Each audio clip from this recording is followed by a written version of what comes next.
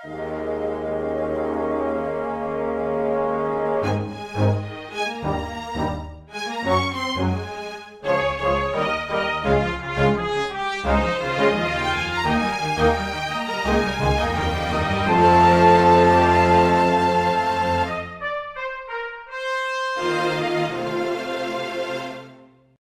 everyone. Welcome to Weekly Manga Recap here on the 24th of November, 2021. It's me, Chris. It's the Chris. I don't know what You're not helping with Show to Jump not recognizing that we're two different people. Yeah, it's us, Chris and Chris. Chris and Rolo T. Rolo Right. T. That was it. Yeah.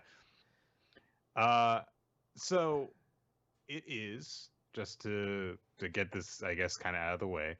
It is the fourth Wednesday of November, which means tomorrow is the fourth Thursday of November, which in the United States means that tomorrow is Thanksgiving, which is a time in which we like to, express thanks for our loved ones and everything. I am, of course, thankful to many things in my life, including my buddy right here. Oh. And you guys are audience. I just want to say that even if you do not observe Thanksgiving, I hope that you have a wonderful day tomorrow. You're able to, in some way, enjoy being in the company of someone or someones that you care about. Yes. So we got all the sincere, mushy stuff out of the way. We can get back to wrestling tangents and fart jokes now. Well, I have to start. It feels bad because you gave me a nice compliment. I have to admit something, that I'm a bad friend, Nick. Oh, what's that? I just got your name, your new online handle. Oh. Because I was like, in my mind, I was like, yeah, Nick F Time, because Nick of Time was obviously taken at some point. Like, it was, but like, then I was like, wait, Nick Freeman, so Nick F. Oh, it all comes together. Okay. That makes more sense. I was going to be worried if you had just never heard the expression "Nick of Time" before. I've never heard old. I don't even know what you'd call that. Euphemism, I guess. Turns of phrase. Yeah. I've never heard turns of phrases before, and I was like, I thought Nick just combined random words together. You're just like, it's because to your view of things, and there's like random emojis and numbers that are part of it. And you're like, I can't make heads or tails of this. It's got that music from the later Phoenix Wright games where like you're finally putting everything together in your head, and it's got that intense music. Right? That's great. That's what's going on. Is I finally made the connection of like, it's his initial. I get it. That's okay. Don't feel bad about that. No one gets that. So well, I just did, and I want the world to recognize how brilliant it is. It should be appreciated. Nice. So we do have several manga to talk about with you guys today. We do. Which includes a new series and a series that Nick hasn't read for this week just yet. I want to just explain something without getting into too much detail. Chris already knows about this, but I got a new job recently, and since that happened, I have had.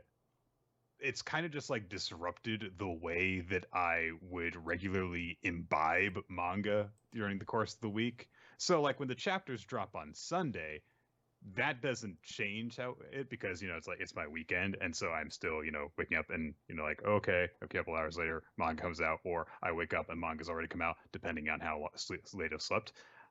But whenever stuff comes out during the week, it drops when I'm at work, and so I don't pay any attention to that, and sometimes I forget to check if something has come out, such as has happened this week. So we're going to have another blind Boruto read-through on my end, and we'll see how that goes a little bit later. It's a fun one, as all Boruto. Look, and I will say the Censor Ninja shows up. We might just go on a 20-minute tangent about the Censor Ninja again. Who knows, Nick? The world is our oyster. Yeah, so just so you guys know, that's what you're in for. But before we get to that, we've got a couple other series to read, including, of course, My Hero Academia, chapter number 334, Parting Gift, which features a little bit of Star and Stripe looking all. I'm not sure exactly. Coquettish, is that the adjective? I don't know if I've heard the term coquettish before.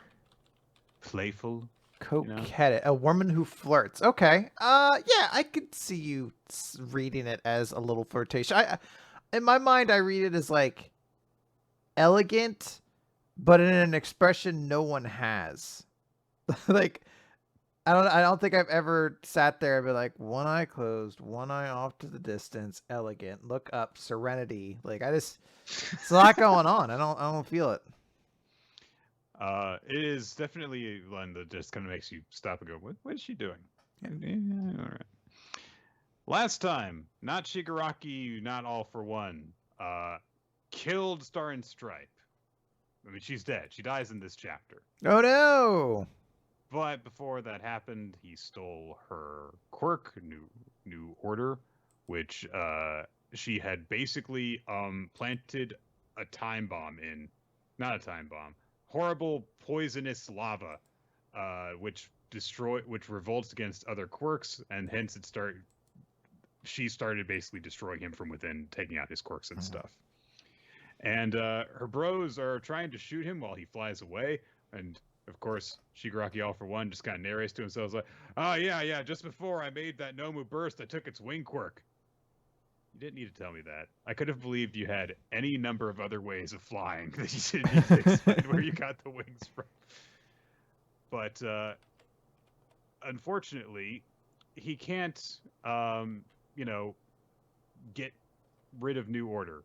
He's got to give it to someone else before all of his quirks are destroyed by New Order's revolution inside of him. And in this moment, of course, he doesn't just curse out Colleen, or I think that's her name, Colleen? I forget. Star Stripe. Yeah, I feel like they say it later on in this chapter somewhere, but he curses All Might because he's like that. He just hates All Might, and he's thinking, "Oh, this is All Might's fault indirectly, so fuck him." That is what he's thinking about. Kathleen. No matter Kathleen, I was okay. Not. You were close. He races off into the distance really, really fast, faster than the pilots can pursue him. And after he leaves, the guy that Star refused to kill in order to destroy Shigaraki, All for One, is just thinking about how, she made that promise that she would get their remains back to their loved ones if they died. And he just thinks to himself, "You've always been the greatest hero, Star and Stripe. You've surpassed All Might." All right. I mean, I don't know 100% how the two thoughts are connected, but hey, she was your friend, and I understand that. So, we then cut to a cameo. I believe this is actually a cameo for the girl with the pigtails. I haven't read enough of Vigilantes. It's not that pop girl, if that's what you're thinking. It looks kind of like her. I think it's just a similar aesthetic, but it's not whatever the girl is from Vigilantes. At least I don't believe so. Because I haven't read enough of Vigilantes. The implication is definitely that she, if not is injured here, she probably dies because it's Shigaraki and he's just probably going to murder everybody. Right. He definitely murders the dude that he touches. So, yeah. A guy named Kashiko Kashi, who was among the big jailbreak that All for One staged a little ways back, is just hanging out in this empty place.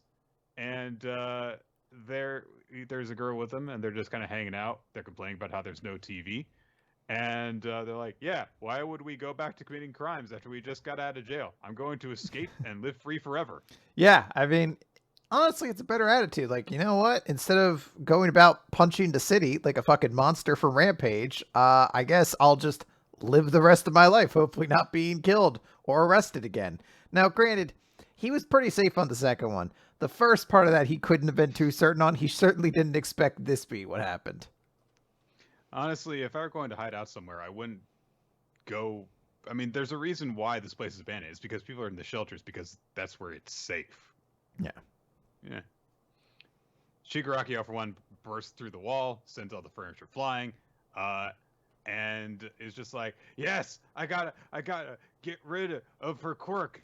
She probably assigned a rule to her quirk that prevents it from residing among other quirks, so I'll steal the bystander's quirk, and when he's quirkless, then I'll impart him with new order and preserve it. And it took me a couple of reads of this to actually understand why what happens next is phrased the way that it is. Because the image of Star and Stripe in his head goes, nice try, idiot. And so I was thinking, was this like she's going to block him from giving it to someone else or something? But in particular, it is the fact that he's not going to get New Order after this. He's not going to have some other person who's got New Order that's under his control. He's not going to find a way to neutralize the rule that she put on it and then get it back. He's just trying to kind of like put the very volatile quirk in a pickle jar, and that's not going to work because he tries to put it in the pickle jar, but no, it lost all of its its freshness before he could re-lit it. So, and the reason for this is that the quirk has been fighting against the other quirks, and the quirks fought back essentially, and eventually the new rule quirk was overwhelmed and is destroyed, but not before it gets to flip Shigaraki all for one, the double bird, and disintegrate into a skeleton. Yeah, well, it's taken out some of his really good quirks. His reflect quirk, apparently whatever he's using to fly, that's gone. The quirk that kept his hair looking manageable, that one's gone because it's a main right now. Those are all gone, you know. And of course, the image of Star and Strike is to deliver a big heroic speech, even as she's disintegrating away. As long as people stand up to save each other, someone will inherit that will of heroism, and make no mistake, they will strike you down. And all for one's like, fuck you! Fuck you and your stupid hair! Shut up! Go! You're dead now! Yeah. Go away!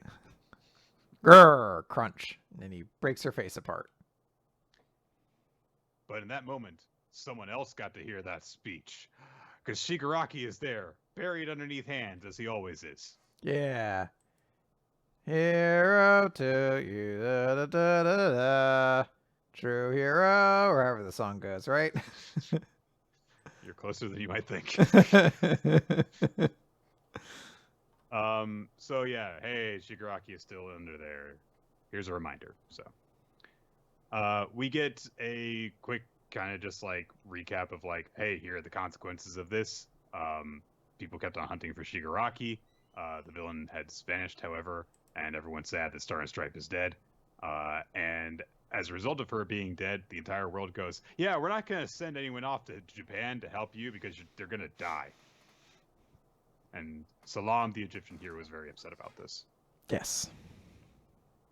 I'm sure that he could have stood there looking sideways and done something about it. Do we know what that character's quirk is? I mean, I assume it's something that makes him flat, but like, does it do anything else? Like, I hope it does something more. He's like, nah, turns me 2D and it fucks with people's minds so much their heads explode sometimes. You're just like, how do I... What happens if I, like, touch you? Do I... He's like, well, you go to jail. Oh. He's like, my ability is mostly to, like, slip underneath doors, get carried by strong breezes, and where that sends me.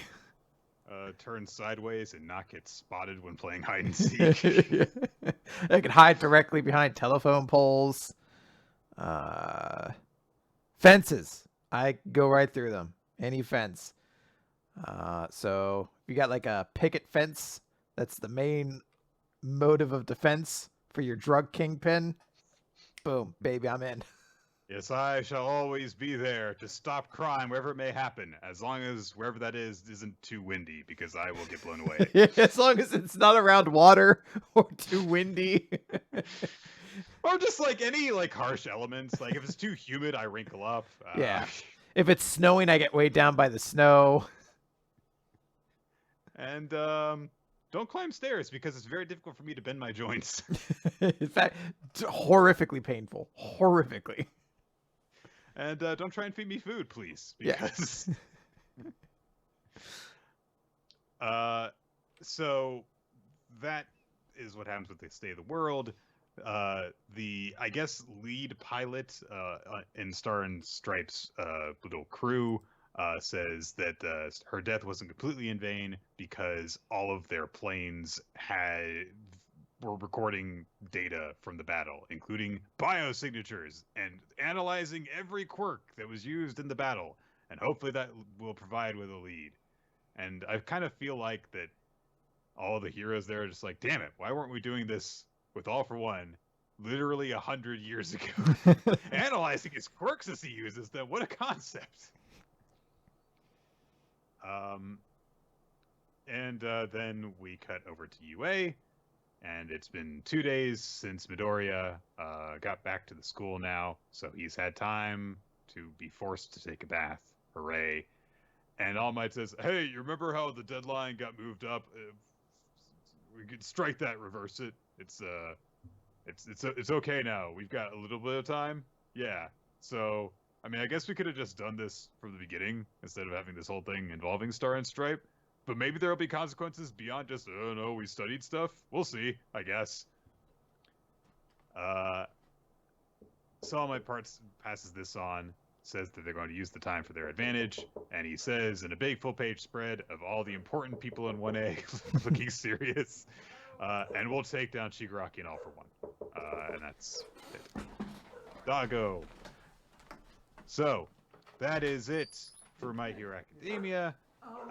It concludes the Star and Stripe mini arc, seemingly with a very strong note of finality.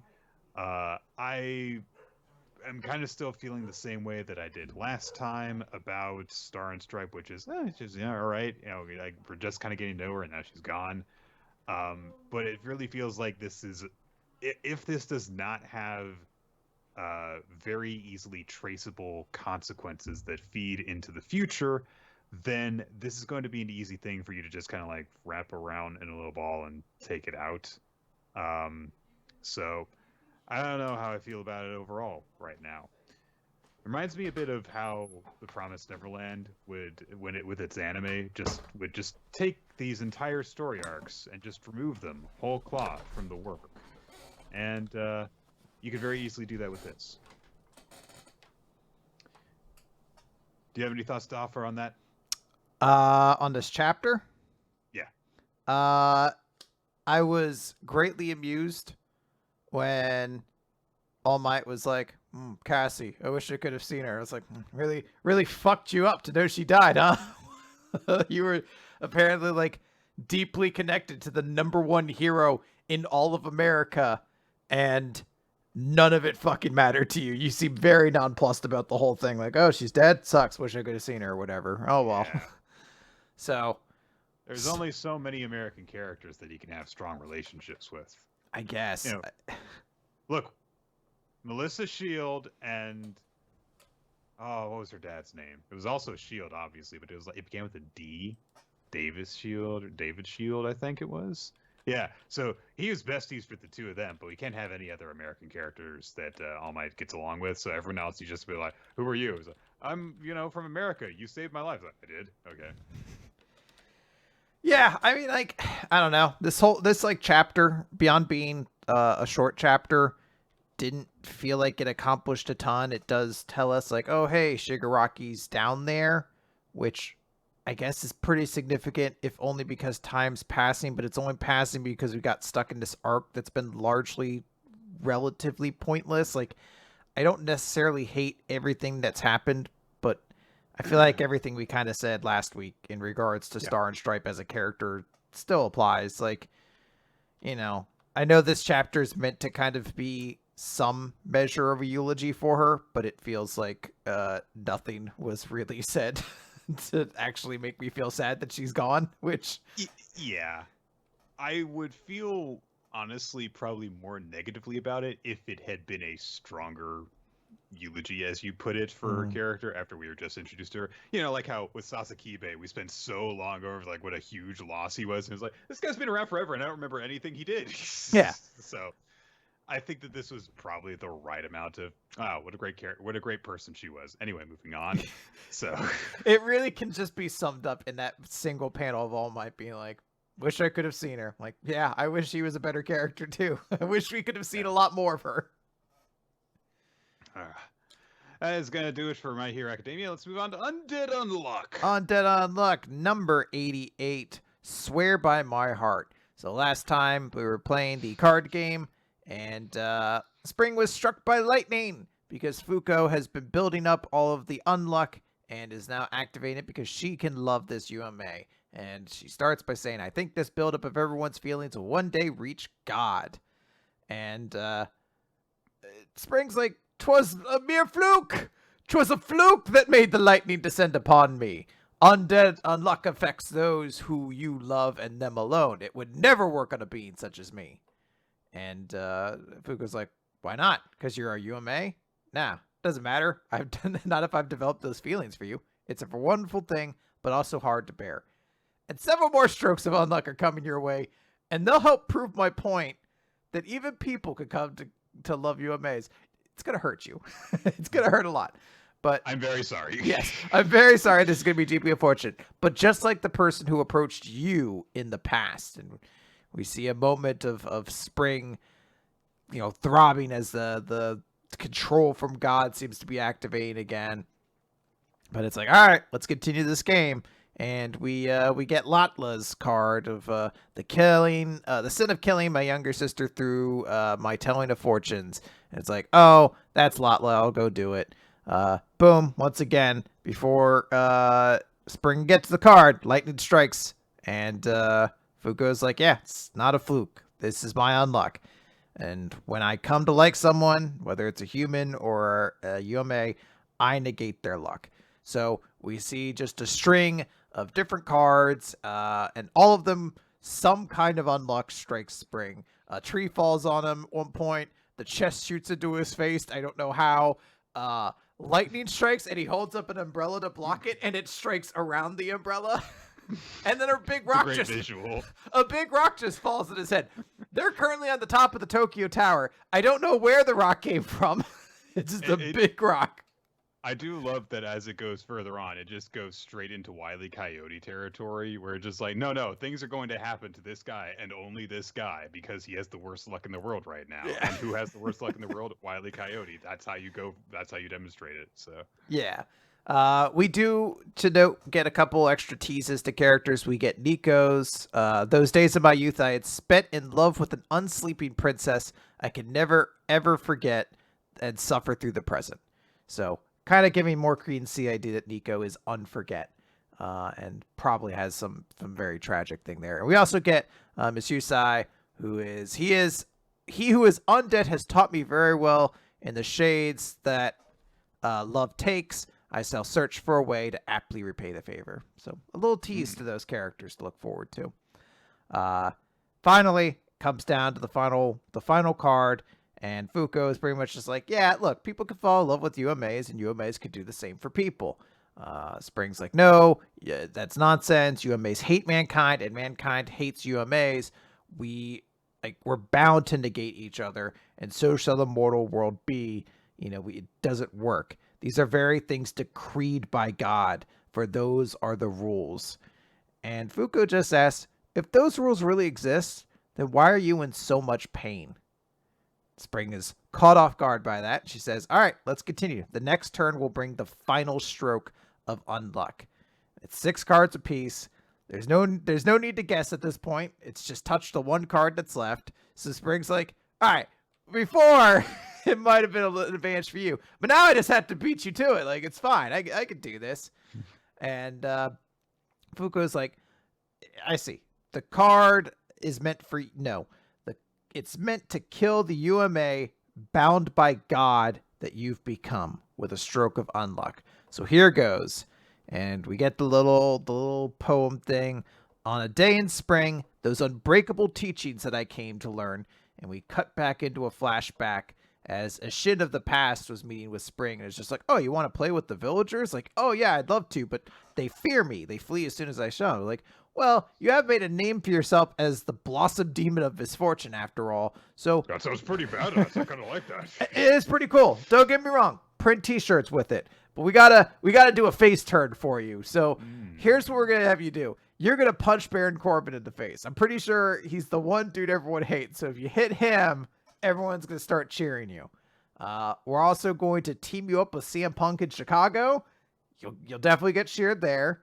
And who's the most hated person in wrestling right now? You're gonna give a wedgie to Vince McMahon. That's a different kind of hated wrestler. He's basically, look, I have one question. Okay. What's a T-shirt? We're gonna get you some of those too. I mean, your pecs are popping. Don't get me wrong, but I think maybe putting a shirt on would really help you out here. That might be what scares people around. You put on a T-shirt. Yeah. Basically, it's like, hey, we're going to do this whole event. You're going to lead the battle. I'm going to stop it from happening, nobody dying with my Unbreakable. And then the Bloodless Siege will happen, and your Cherry Blossoms will be there at the heart of it. Everyone far and wide will fall in love with Spring. And we cut back to the end of the poem. I shall abide and protect. That I shall swear by my heart. And Fuko touches it, and we can see Spring has stopped in his tracks, thinking of that scene with the Shin from back then. And, quietly she starts to get up, and a tear falls from the sky, and it's Spring, who is sobbing, just crying, saying... He is full-on ugly crying. Yeah. And he says, no, I'm sorry. 'Twas God that had taken me over so that I would take you and then kill you. And then... in the final 2-page spread, God seems to have taken control of Spring once again, and he's screaming, God, I shall not do it. I shall kill man no longer. Please, I beg of you, I need you to kill me. Because Fuko has won the round, so it's tied 1-1, so they have to go into the final game as God is trying to take control of Spring once more. Yeah. This has been a really intense, feeling and action-driven little story, little battle, I guess it could be described. Because this is a battle. I mean, yes. Despite the fact that it's broken down into these games. And it's going to be interesting to see how it concludes, given that now Spring really doesn't want to actually do what he's being forced to do. So... yeah, that's what I have to say about it. I'm really looking forward to the next. I think it's a really cool chapter. Really just well executed. Good art, good just direction. Like I feel myself keenly kind of in the moment when Spring has the moment of running towards the card, has this momentary flashback and comes back and is kind of stalled out in his run because he's thinking of this very treasured moment he has with somebody else. Like, I absolutely caught that sort of pacing, and just everything about it worked really, really well. All right.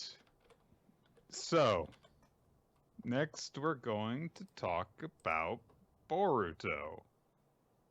Chapter number 64, Control.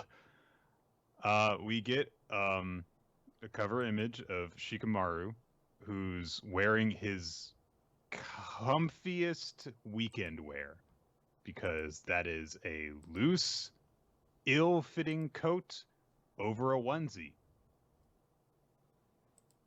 Yes. Is he supposed to look cool? Because that is a onesie. I just want everyone to be aware of that. So, pretty much. Last time he's wearing what did they used to call those male rompers? Like a romper. Yeah, it is like a romper with long pant legs. Yes. So I just imagine like he has to pee and he's like, I guess I'm getting naked to do this.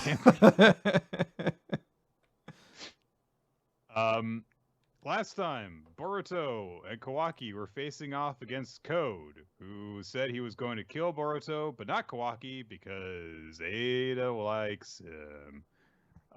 So we see the three of them squaring off. Boruto has got the karma thing on his like face and stuff. He's all dark and nefarious and powerful now. And Kawaki flashes back to when he said evil things the last time that this happened. Ooh. And so Code goes, Uzumaki Boruto, you're quite a puzzle. Momoshiki's consciousness, why does it emerge to this degree when you're still only a vessel? And then Boruto says, move back, Kawaki. It ain't safe. And then he dashes towards Code. Wah! Speed lines! And then he summons Kagebunshin clones. Hota! And they, speed lines! Punch, punch, punch! Speed lines! Punch, punch, punch, punch! Speed lines! Punch, punch! They go through the tree, so there's no speed lines. Oh, but there are speed lines! Oh, because he put a strap on one of the Boruto clones and used it to suck himself in and come out of the tree. And then he puts his claw through the clone to hit another clone. Because look at that strategy. So solid. Why doesn't the Boruto with the claw coming out of him run away from the other clones if there is a claw coming out of him? You know, Code's really, really strong. Like, I know all we've really seen him do is the strap teleporting thing, but he's really, really strong. So I guess, just overpowers him. Maybe he can use the claw coming out of the clone to put claws on the other clones. I don't know. Anyway, well, he has to do a stupid strap thing first, though. Like the straps have to, like it's like he sets up gateways, but it's always his stupid straps. So, like he'd have to put a strap on all the clones then, or maybe if one clone has a strap on it and he clones himself afterwards, they all do it. I don't know. I don't know why they didn't send the person who's like, I reflect everything back to you. That you ever send it me. Like, that seems like the dude who'd be way better at this situation. So eventually Boruto goes, well, he's sticking his arm out of one of my clones, and gets one of the clones to grab the arm coming out of the other clone, and they yank him out and send him skidding along the ground while he goes, what? Never did I think that if I stuck my hand out of someone else that they would grab that hand. Ooh. You're too strong, kid. He scratches along the speed lines as he goes sliding across the ground, and then does a thing with the claw marks. I don't know. I just see them go dwoosh. That's all. And that's the sound. That's the sound most claws make. Dwoosh. Yeah. Dwoosh. Dwoosh. Then they both stop, because that's what you do when you're fighting. You stop fighting. And what signifies a stop in the action? Speed lines. Well, Boruto reacts to what's been happening so far. Yes. He also then well, says, Nick, it'd be very difficult to draw the intricate sort of details that help us establish exactly where everything environmentally is in this fight that's taking place in a random forest clearing. It's definitely, we'd have to be able to follow all of the sights and scenes to make sure that we're keeping track of all the visual information we need to of how this landscape's fighting. Because, I mean, look, it's not like this is a random fight in a rock quarry like a Dragon Ball fight. This is a fight in the middle of a forest. So you got to keep track of everything. There could be a tree at any point. How hilarious would a Naruto typical fight be if, while they were doing one, their flippy ninja bullshit, if one of them isn't watching where they're going and just runs to a tree? Ow! Damn it! Time out! Ow! Ooh! Really stubbed my toe there. Really stubbed it. Is it bleeding? Is it bleeding? Can you tell if it's bleeding? Dude, time! I hurt myself. You dick. Okay, so Kawaki analyzes this fight by saying, what power? Much more than usual. Which, I mean, Boruto summoned some clones, so I don't know what he's talking about, unless he's very familiar with Code's powers. Anyway, he says Boruto is still in control. When he managed to, ellipses. And then Code very covertly talks to Ada, who I guess is like his brains now. Like she tells him how to fight or something. I don't know. So She says, I wonder if it's an effect of Amato's meds. I can't tell exactly what's going on inside Boruto's body, but at the very least, he seems that he's now able to channel Momoshiki's power without his mind getting taken over. And Code just goes, meds? So Ada says, I wouldn't write him off. It won't be funny if you go down before you regain your true strength. I mean, I'd find it a little funny. Yeah, a little bit. Like, oh man, Code really did suck all the way down.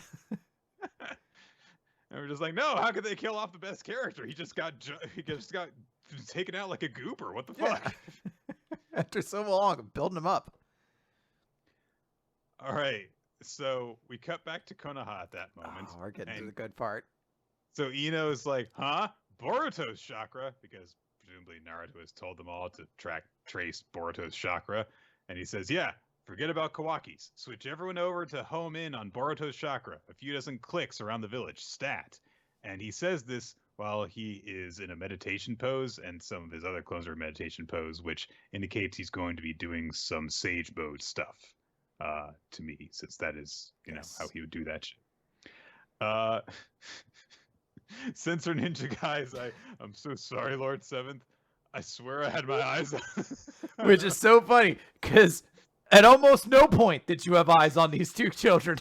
Like, Kawaki took the trash outside, went into a bush, and then came out. You're like, same kid. like you almost never had a visual on this kid. They went back inside the house. So Naruto just says, look, just go look for Boruto, you dummy. Look, get the fuck out of my goddamn house at this point. And then Shikamaru arrives. Huh, do you like my romper? He says, worst case, the enemy will be there too. Code may have already tracked Kawaki down, even killed him. All right, Debbie Downer, calm down. Naruto literally says, Shikamaru, what are you doing?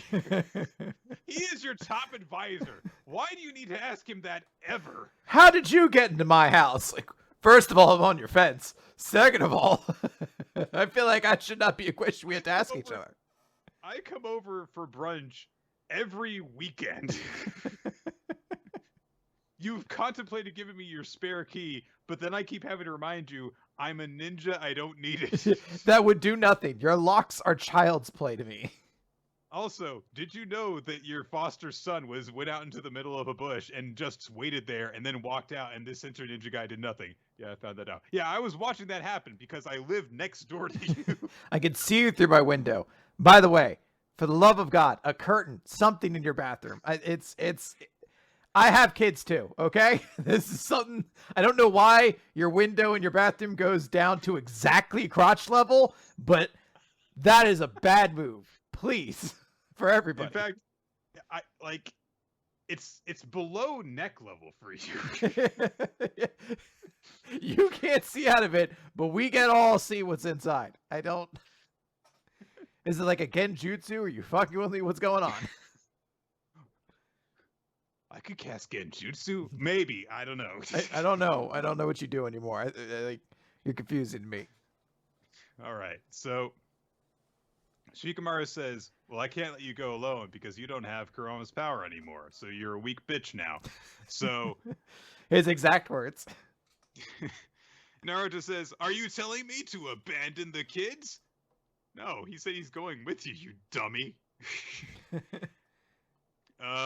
Shikamaru has to clarify this, but it's in very, shonen anime mode where they take like 5 sentences to say what one sentence will do. Then he says, Sai is guarding Amato when I'm gone. We'll go as soon as Boruto is located. Hinata comes outside with Himawari, and she says, I'll go too! Nick! I can't just stay still! Oh my god, really?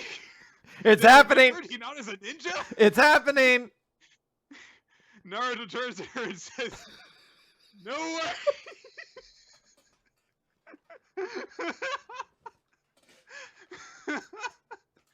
Hinata stands all over the world, kept up for one panel! Isn't there a dish in there you should be washing? I wish Naruto had like 100 reasons besides like be safe. He's like, I don't know, that laundry's supposed to be done any minute.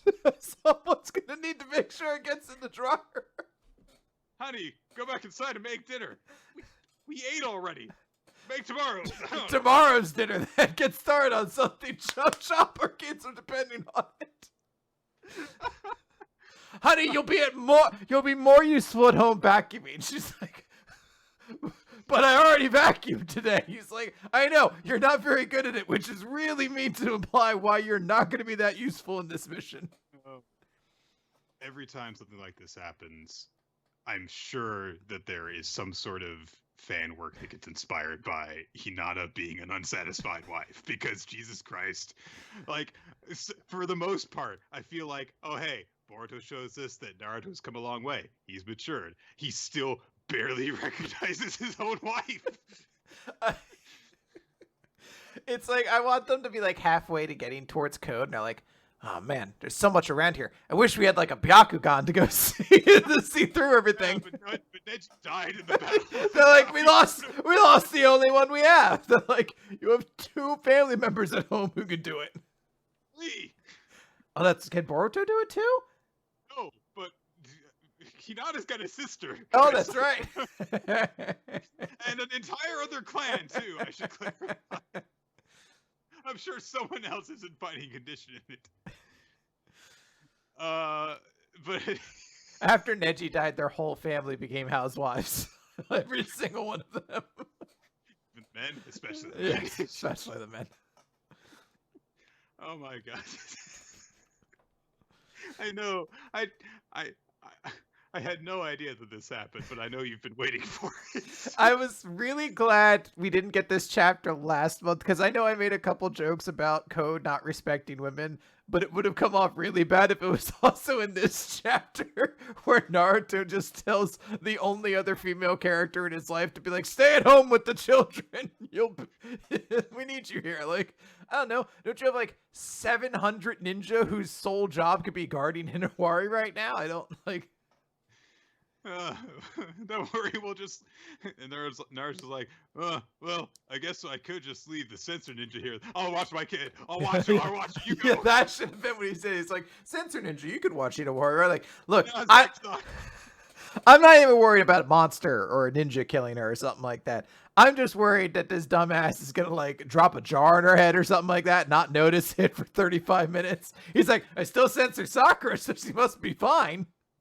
The censor just goes inside to watch her and starts going through their stuff, and is about to drop a jar, and Himawari's like, no, not another one, and dives underneath it and hits her then. Knocks her out. She's bleeding profusely, but again, Censor Ninja's like, I still censor chakra, so she's got to be fine. Put the jar back together. So Hinata gets a look on her face that could be construed as worry for her son, or it could be construed as, I just wish he would take me out sometimes. And then Shikamaru is like, no, you should stay at home. Listen, if you get worried, just call my former ninja wife, and you can, I don't know, knit in a circle or whatever it is you do now that you're not ninjas anymore. I don't know, talk about soap operas or whatever you women folk do while we big strong men save the day. Like, I think a lot of problems that are happening right now because of the mistakes that you all keep making, but all right. Oh, God. Himawari and Hinata say each other's names, and then Himawari says, it'll be okay, right, Papa? You'll come back safely with Big Bro and Kawaki. And Shikamaru and Hinata both look worried, but then Boruto goes sage mode and goes, of course, have you forgotten who your dad is? And then Himawari looks less assured than before. He's like, all right, you don't have the cool shocker anymore. Oh, sage mode. Oh, it's kind of very 2009. Yeah, I was looking for something a bit more exciting. Hinata gets worried And she's like, "Oh, I hope that Naruto and my new 2 sons stay safe." If only there was some agency I could have for myself, that I could go along and feel like I had some measure of agency in this situation. If only I could go somewhere and like block someone's chakra points so that they wouldn't be able to hurt the people close to me. But that'll never happen. That's just Well, to be crazy talk. fair, we did just establish that Code's thing is not chakra. It's almost chakra. It's pseudo chakra. Or maybe they explain it coming up in a second. So we cut over to Boruto again, and he decides to try and use karma to suck up the claw marks, but it doesn't work, so they must not be made of chakra. And Kawaki starts explaining them while, I don't know, Code's over there thinking about how cool he is and not taking any action. Kawaki says they're mostly physically embodied chakra, but there's iron mixed in from his blood, making them composites. Yeah. You know. Okay. Enough to be considered physical matter, and thus karma can't absorb them, so be careful. More importantly, what's up with you? Where the heck did Momoshiki go? Boruto's like, I don't know. Somewhere, whatever. Yeah. So then Kawaki goes, well, this means that it's unreliable. Gah. He very calmly says, gah. Gah. So he tells Boruto, don't suddenly lose control. Jesus, I've got to pick up the pace. We're halfway through the chapter. Boruto says, let's focus on taking him down. That'll solve everything. Code says, what are the effects of those meds of Amados? They can't actually get rid of Momoshiki. You're still Otsutsuki, now and beyond. I will keep standing you, even though you're not actually Momoshiki, but you are Momoshiki. Whoa, it was confusing. My head hurts. So then, Boruto's like, oh, how does he know about the meds? You were just talking about them in front of him. Shut the fuck up, Boruto, you stupid idiot. Code says, not that it matters whether you're Boruto or Momoshiki, as long as the divine tree germinates from feeding you to Ten-Tails. I did not believe Code knew the word germinate, so congrats there. Yeah. Oh, come on. He's so smart. Maybe he doesn't actually know what it means. He just looked into it in this case. It's like, once I germinate you, then I'm going to take you over to... So then he says, all that seems safe. No quality-related problems at all. You'll be a top-notch sacrifice. Boruto says, no thanks. My answer's never going to change. Yeah, I assumed you wouldn't let yourself be killed. Stop acting like you're cool. God. Code says the completion of your specification is no longer an issue of if, but when. I'll be back for you once you reach peak ripeness. Until then... Hwah! And he vanishes into one of the claw marks, and ha! Comes out another one, and he grabs Kawaki from behind and around the neck, and he says, goodbye for now. It was fun, Uzumaki Boruto. I'll see you soon. And Boruto starts going towards him, but then Code's like, let's go, Kawaki. She's waiting. But then Code, while he's just taking his sweet time, not vanishing into the claw mark he just came out of, that he demonstrated he could do instantly, he takes the time to brag about it because he's so cool. Kawaki uses a shadow clone and summons a shadow clone behind himself, and he tries to punch Code. And Code catches it in his claw. And then that distracts Boruto while he dashes in and he's like, hey, Kawaki, glad you're finally joining the party. And then Code goes, gah! And he disappears into the claw marks, but he can't take Kawaki with him for some reason. And so he appears in another claw mark. And then he says, what is this, Kawaki? I thought you agreed to come with me. No takebacks. And Kawaki says, don't get the wrong idea. Everything I've done and do is all for Lord Seventh. And Boruto's like, yeah, and if we just take you down, that would be the fastest and easiest way of dealing with the situation, I guess he means. And then Code goes, gah. It just keeps happening. What is this? Is this the word of the day? Gah. Yeah. Gah. He says, I'm getting pissed off at both of you. Fine, let me make this clear. It'll go better for you if you just obey me. You tried this before.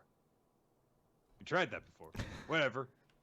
Boruto's like, is that all you gotta say? Come on, let's settle this. This is all dedicated, by the way, to a single page where it's like, oh, Code at the top, Boruto at the bottom. They're staring off against each other, saying cool things. And it's the most uncool things. These guys suck. Yeah.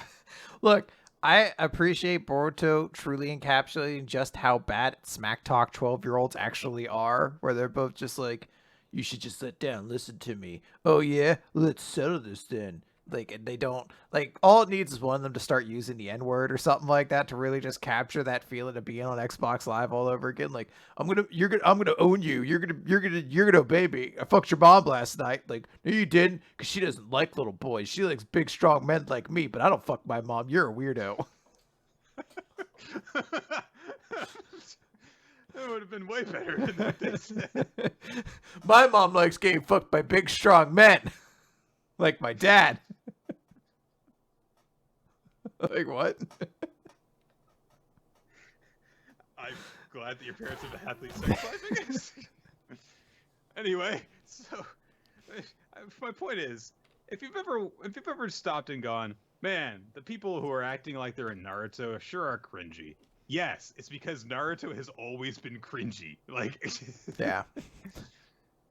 So, Naruto, with his Super Sage Mode powers, finds Boruto.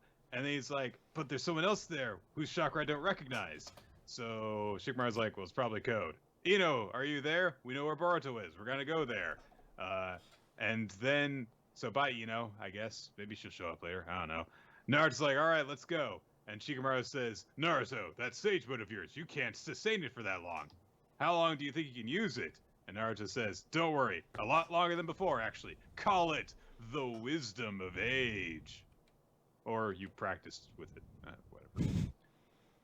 So he's like, come on. And Shikamaru's like, huh, sorry. Yeah. What wisdom of age?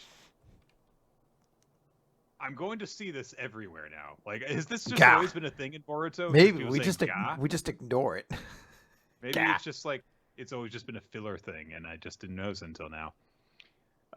They set off, and Shikamaru tells Naruto not to overdo it. Speed lines while Boruto and Code fight. Ha ha ha ha ha ha ha ha ha ha ha ha. Disappearing Rasengan thing. But Code vanishes into the ground again. Ha. And Kawaki's like, oh, he used the claw marks far away for the Rasengan. Yeah, that's what he does. And Code says, I'll have to watch out for those vanishing Rasengans. Yes, that's true. And Boruto says, damn it, wasn't close enough for us. And then Ada goes, close call, not funny, you idiot. Quit fooling around. Thanks, Ada. She really adds a lot to every scene she's in, you know? Boruto says, so cheap chicks won't work. I guess we just have to go all out. And then he takes a knee and gets fired from the NFL. But then he goes, gah! Gah! Ah! Ah! And the chapter ends.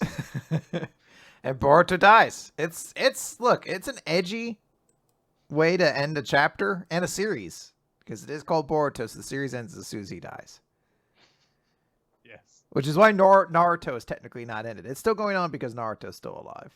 Yeah. Once Naruto dies, they'll just like kind of rub out the Naruto Next Generations parts. They're like, oh, it's kind of sad that he's dead. How'd you like the chapter, Nick? You just live read it? The whole thing. I'm so glad I didn't read this chapter twice. There you go. All right, there you go. We'll move on, Nick. Let's talk about Eden Zero, Chapter 169, Declaration. And we get a big cover page with Shiki with an eye patch. Here to signify the fact that Shiki, having lost an eye, he'll have his design radically changed going forward.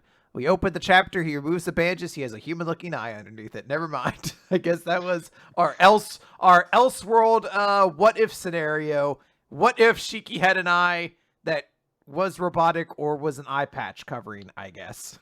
Well, you see, the thing is, Chris, Shiki's face is very distinct and memorable. So you wouldn't want to go and do anything that would, in any minor form, alter its appearance. Yeah.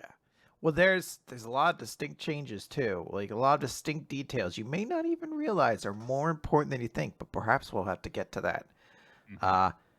Sister's like, hey, I gave you a new magic eye.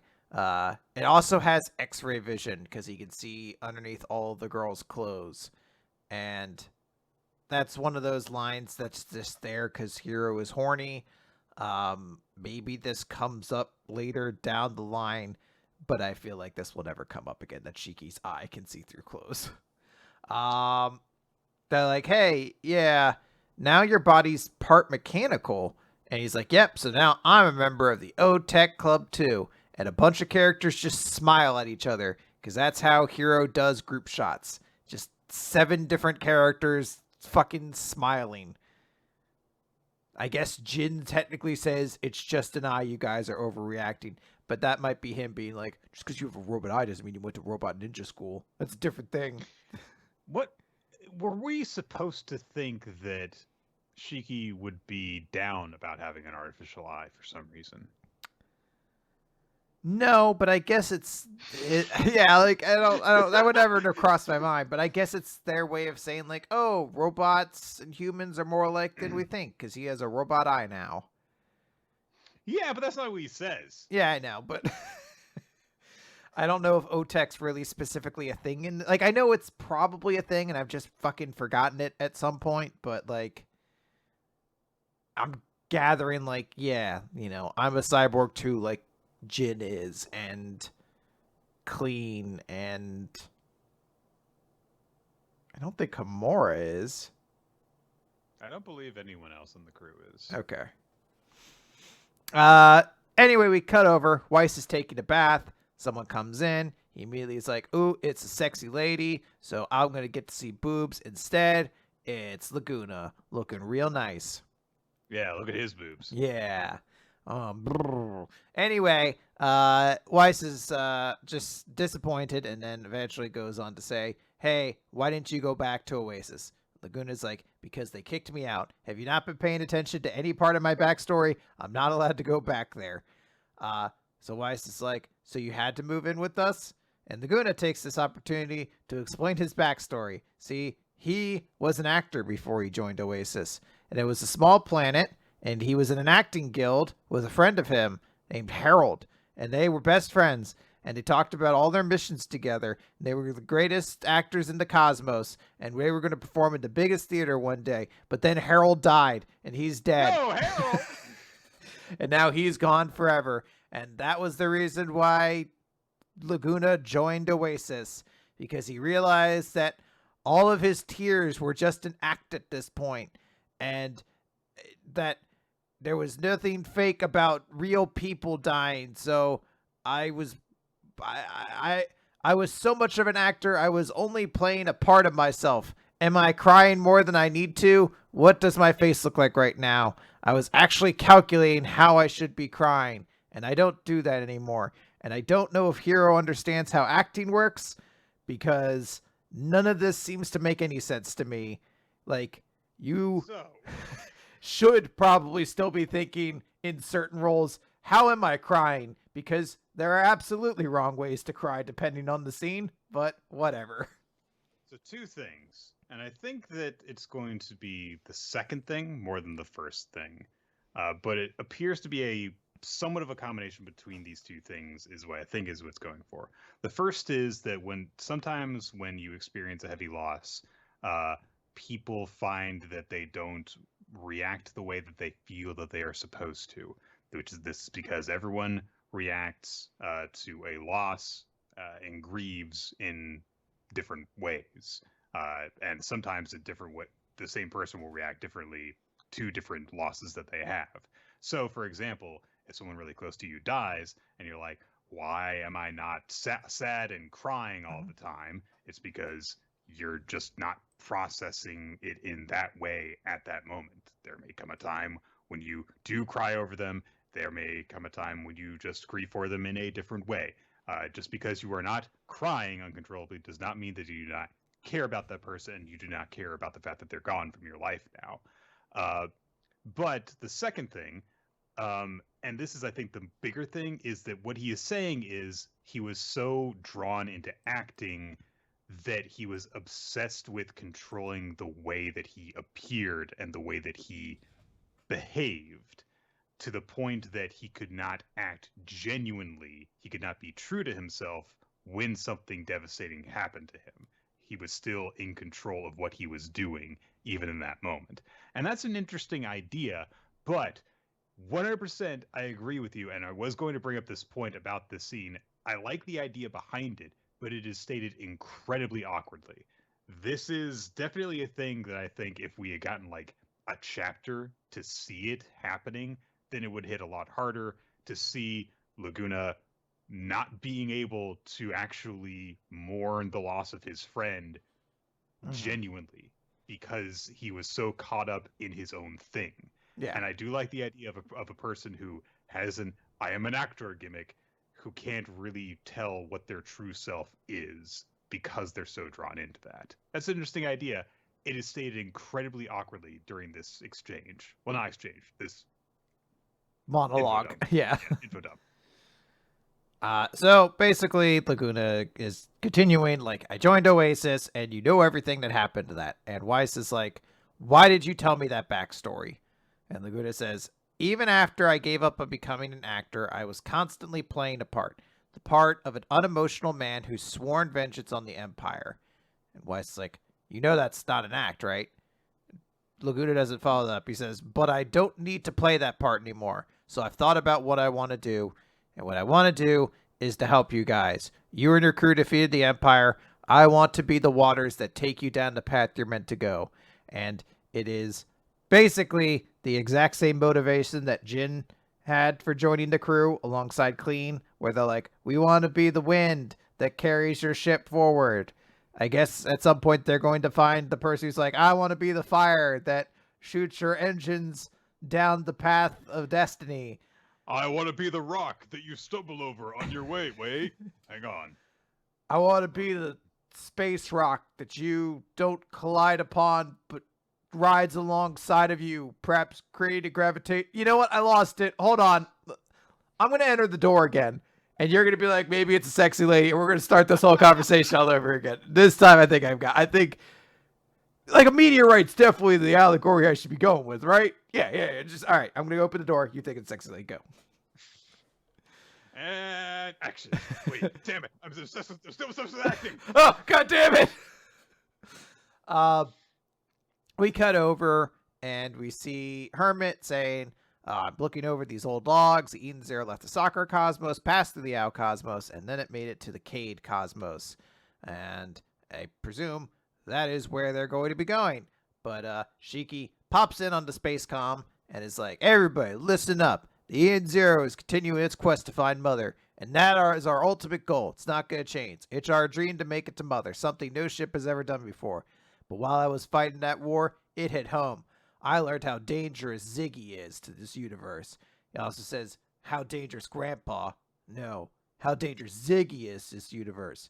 He wants to create a world for machines and only machines, and he'll do anything to make that happen, even if he kills bots without a second thought. So for the first time, I was able to truly see Grandpa as my enemy. And we get a flashback of Shiki on Grand Bell, where he injured himself on his cheek. And he's like, oh no, is this going to leave a scar? And Michael says, we don't have the tech to remove scars here on Grand Bell. And Shiki's like, oh no, I'm going to be a loser. You have to heal it. And Ziggy comes up and is like, oh, for pity's sake, and slaps a bandage over it. And he says, now no one can see your scar. And Shiki's like, wow, I look so cool now. Thanks, Grandpa. And in the present, Shiki rips off the bandage, which has left a very large visible scar. So Shiki must have fucking just like slapped his face up against some like sheet metal or something, like some glass. Like, I don't know how he injured himself that bad that it leaves that visible of a scar. But he's like, so before we set off for Mother, that's something we gotta do. This isn't about revenge for Witch or anything like that. It's about saving the universe. We're gonna beat Ziggy. So before we move on to the end of this chapter, this is seemingly a point of like transition for the series in a couple of different ways. This is like, okay, this is going to be like the next part of the story. I'm sure that there's a very clean break here between what has happened now and what's going to happen next. And one of the things that distinguishes that is the fact that Chiki's appearance is being updated. And it's being updated in a way where an injury has caused a permanent change to his face. And at the beginning of the chapter, on the title page, we see, his eye being crushed replaces it with an electronic artificial eye, and now he looks very striking and different. And then that's not the difference that is permanently made to his appearance, but instead it's a boo-boo he got when he was 6, when he was playing around and tripped and fell on a rock.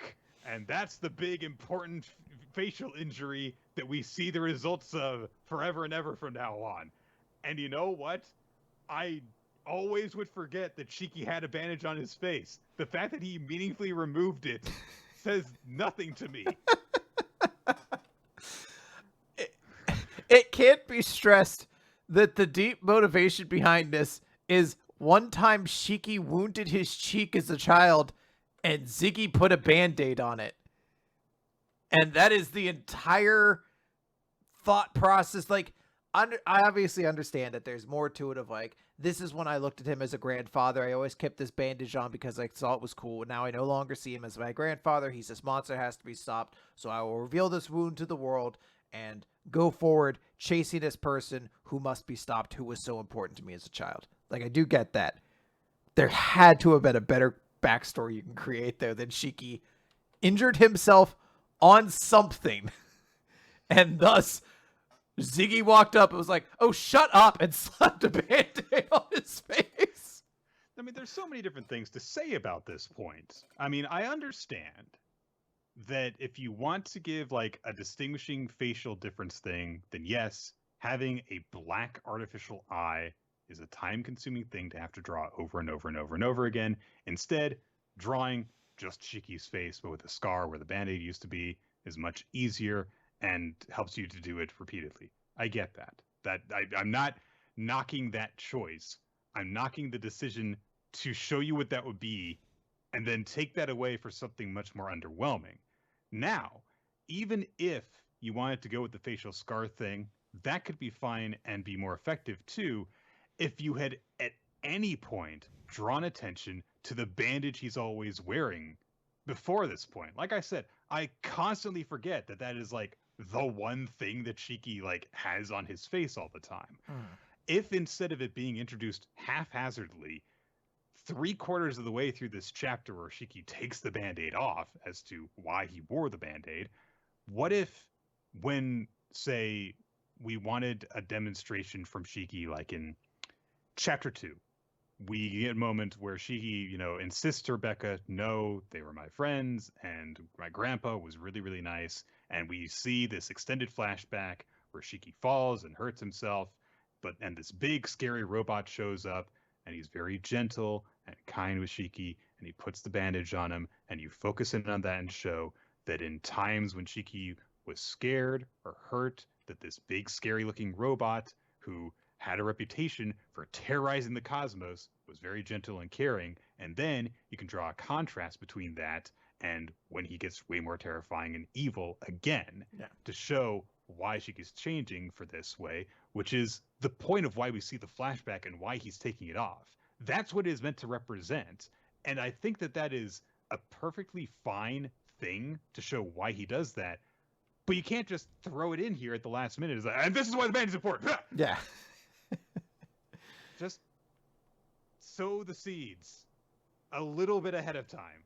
That's all I ask you to do. We cut forward and we cut to Zhao Mei, who says the fall of the Empire and the destruction of planet Nero 66. Those events liberated the Ao Cosmos. Still, countless lives were lost in the process. Between 1 to 2,000, maybe even. Who knows?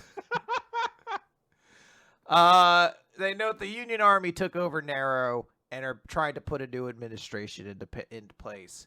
And Oasis disbanded, but is now essentially reforming itself into an official civilian military organization. And then my favorite, the conflict between humans and bots on Foresta had escalated, but through the mediation of the dead Cam CEO, peace and harmony are gradually being restored. And I'm like, oh yeah, That guy. Thank God he solved the problem. I'm a good person. That's right, me. It really is. Tech CEO guy. He definitely should sound like J.K. Simmons playing J. Jonah Jameson, where he's like, "Oh no, these robots!" Like, I feel like he needs to have a cigar in every shot that he's like ashing on the ground indiscriminately because he doesn't care. You never see him smoking it, but he's constantly tapping the ash off his cigar. He's ashing onto dead egg robot's body, like, shh. Oh, they have an ashtray in the middle of the forest. How handy. You guys have to stop fighting so I can tear down this rainforest planet and build a mini mall. Like, oh, he is a bad guy. He's a 90s movie villain. Oh boy. Zalme continues. Meanwhile, the Eden Zero is set to find Ziggy, who is once again. Speak continue. Yeah. Her feet continue. That Ziggy must be found. He's disappeared once again. So Shiki has declared that he will get stronger in order to defeat the Demon King. Here we reach a major transition in our story. Splish, I guess she cried, or water fell. I don't know. It's cosmic storytelling land. 3 years after the Owie War, and we see Shiki's back. Time skip. Yeah. True to the nature of Mashima Hero time skips, it just kind of happens. It abruptly shows up. Yeah, I mean, I don't want to say like it doesn't come at a significant point in the story, because I mean, it's probably the most significant moment that we've gotten in the story in Eden Zero probably thus far. Quite a lot has happened in the past like 2 months. A member of the crew just died, a planet fucking blew up, and the power balance in the galaxy has greatly shifted. So yeah, I'd say it's like, yeah, it's a pretty good point for a time skip. But it really does just kind of feel like, and now a time skip. It's a little bit weird, and I do wish that if there were going to be, like, we had a lot of moments in the last couple of chapters that were just focusing on, like, you know, small character interactions. And I do appreciate that. I do wish that we had gotten, you know, like a little bit for each character in the crew to kind of like just like establish this is where they are at. And then you can contrast that to where they are at the end of the time skip. It's mostly just been like Shiki, Rebecca, and then like the new members of the crew, essentially. Like they're going to be part of the crew. That's like what we checked up on. Whereas, you know, like there could have been a bit more with Hermit and Sister. There could have been some with Homura. Like Homura's whole thing was like, well, that guy that was from my planet died, and I feel bad about it. It's like that was the thing with her. Didn't she also have like a pledge? She was like, now that I'm part of the Four Shining Stars, I'll make sure we never lose another member again, or something like that. I might be imagining. That's very possible. I forget a lot of the small details about this series. No, I think as you're kind of saying, this is like a weird spot for a time skip. Not in like narrative, because you're like, yeah, this would be a great place. A lot of things have happened. A moment of transition lets us like digest it all at once and kind of give us things to show. But it's just very sudden at the end of this chapter to be like 3 years forward. Like, all right, I guess. That was my reaction as well. I was like, all right. Yeah. I will give credit to Hiro. I have found myself unable to predict the narrative of Eden Zero for quite some time now. I really fully expected one of these chapters recently to end with Chronophage going by fucking the Nero 66 and be like, Momp! And all the shit's just back again. And it's like, here's the other time. Like, I really expect that to happen. So the fact that none of these things are happening is something I could respect. It means Hero as a beat is predictable. I can't say I like the decisions that are being made instead, but I'm going along with them. Although there is a part of me that's also thinking, I wonder if Eden Zero is just not doing well financially. And it's just gonna, yeah, it's kind of like, all right, we're not gonna run as long as Fairy Tail did. We're gonna start tying this up a little bit quicker. I don't know how well the Eden Zero anime did, so I don't know.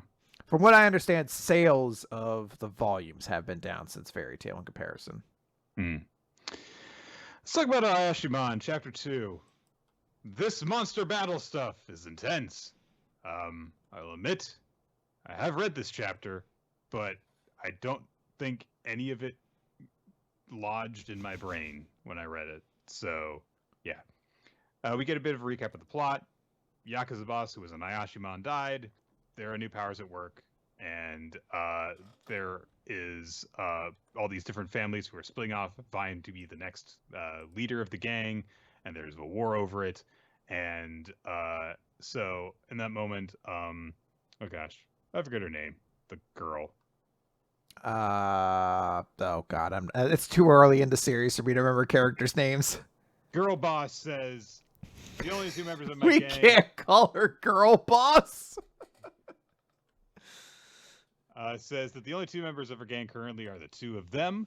But it's like, yeah, you know, we're a small group of elites who are gonna take advantage of the district's chaos. And Maruo says, are you sure you can do that? And he's like, what the heck? Is this girl sane? Why does she even want to rule? We rule over what? Yakuza? Monsters? Cute little girls? This is confusing. My brain is starting to hurt. Yokai? Gay? Gang warfare? Kabuki? One-on-one duels? And then his head explodes. Note, figuratively. I hope you like that joke, because not the last time in the chapter it'll be used. This is now a emoji on our Discord, so if you would like to respond to something by saying, oh, my head exploded by how much information I saw your nostrils flare up. You're so furious. Carry on. We'll get through this quickly.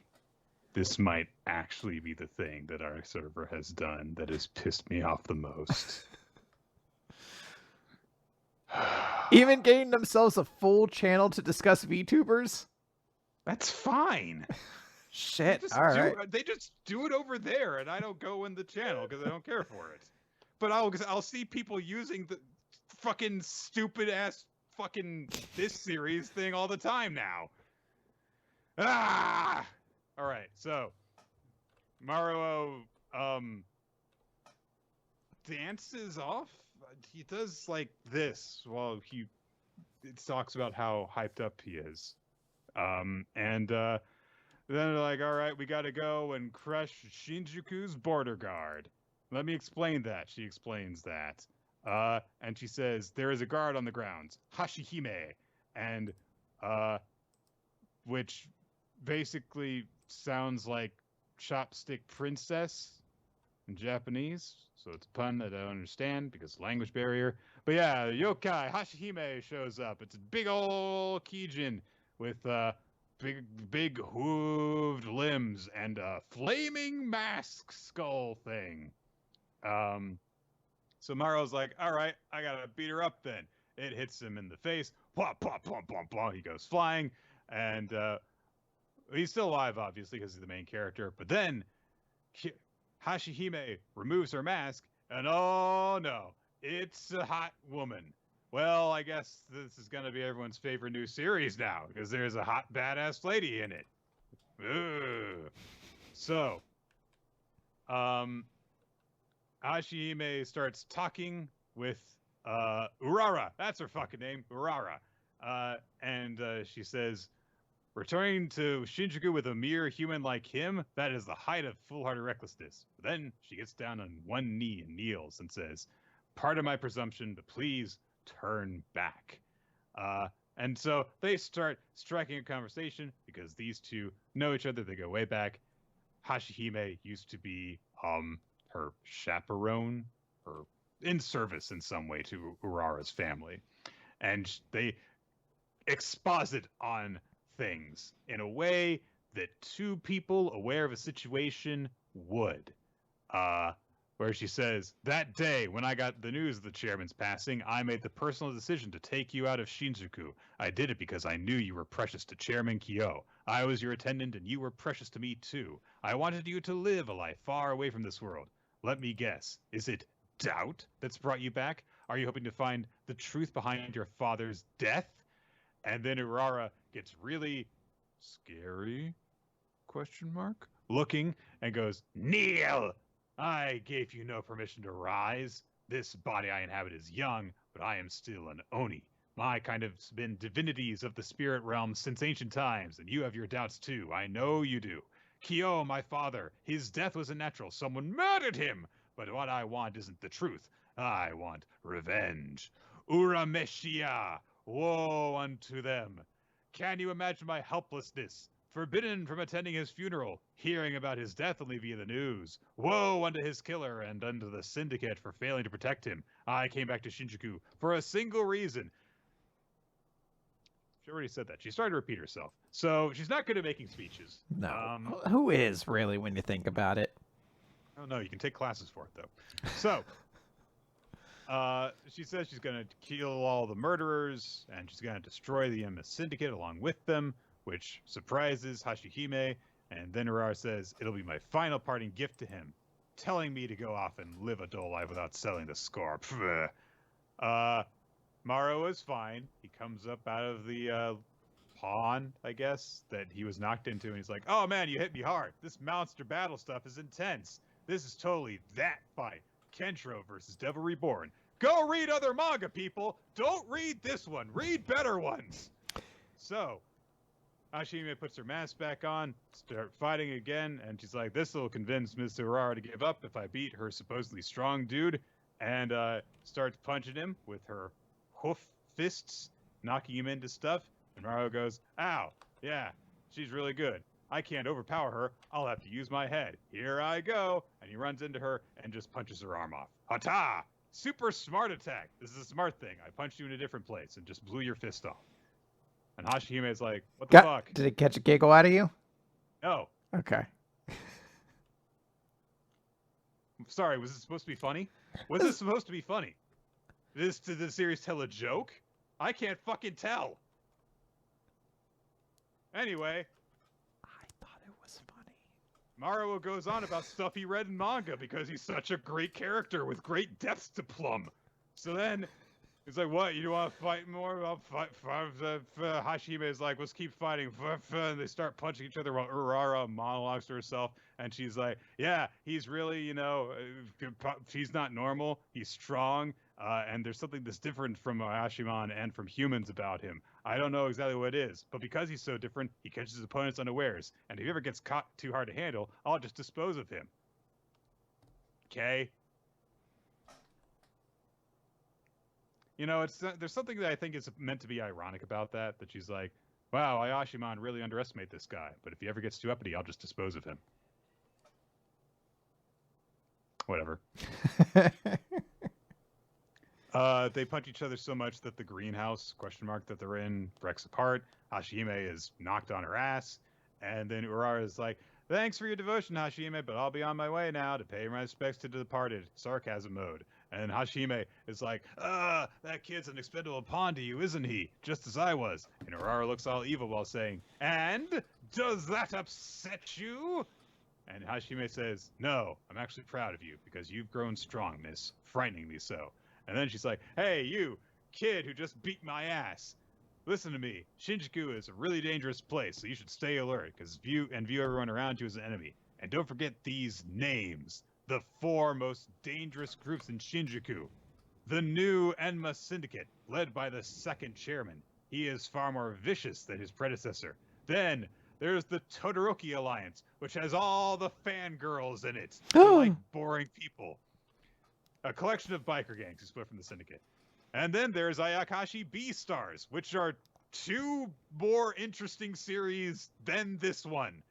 And then there's the Kori Hotel group. Hold on a second. Are you going to say Ayakashi Triangle is better? Yes! In with the mom? Yeah. All right. Anyway, she explains that these are the 4 factions that he'll have to, learn, and then Maro's head explodes. Note, figuratively. Is it chapter 3 yet? No, we're still at chapter 2. I feel like I can currently gather your impression of this series, though. I'm really worried what's going to happen next week. Why? No reason. What would possibly happen next week that would have you concerned? Like, if anything were to happen.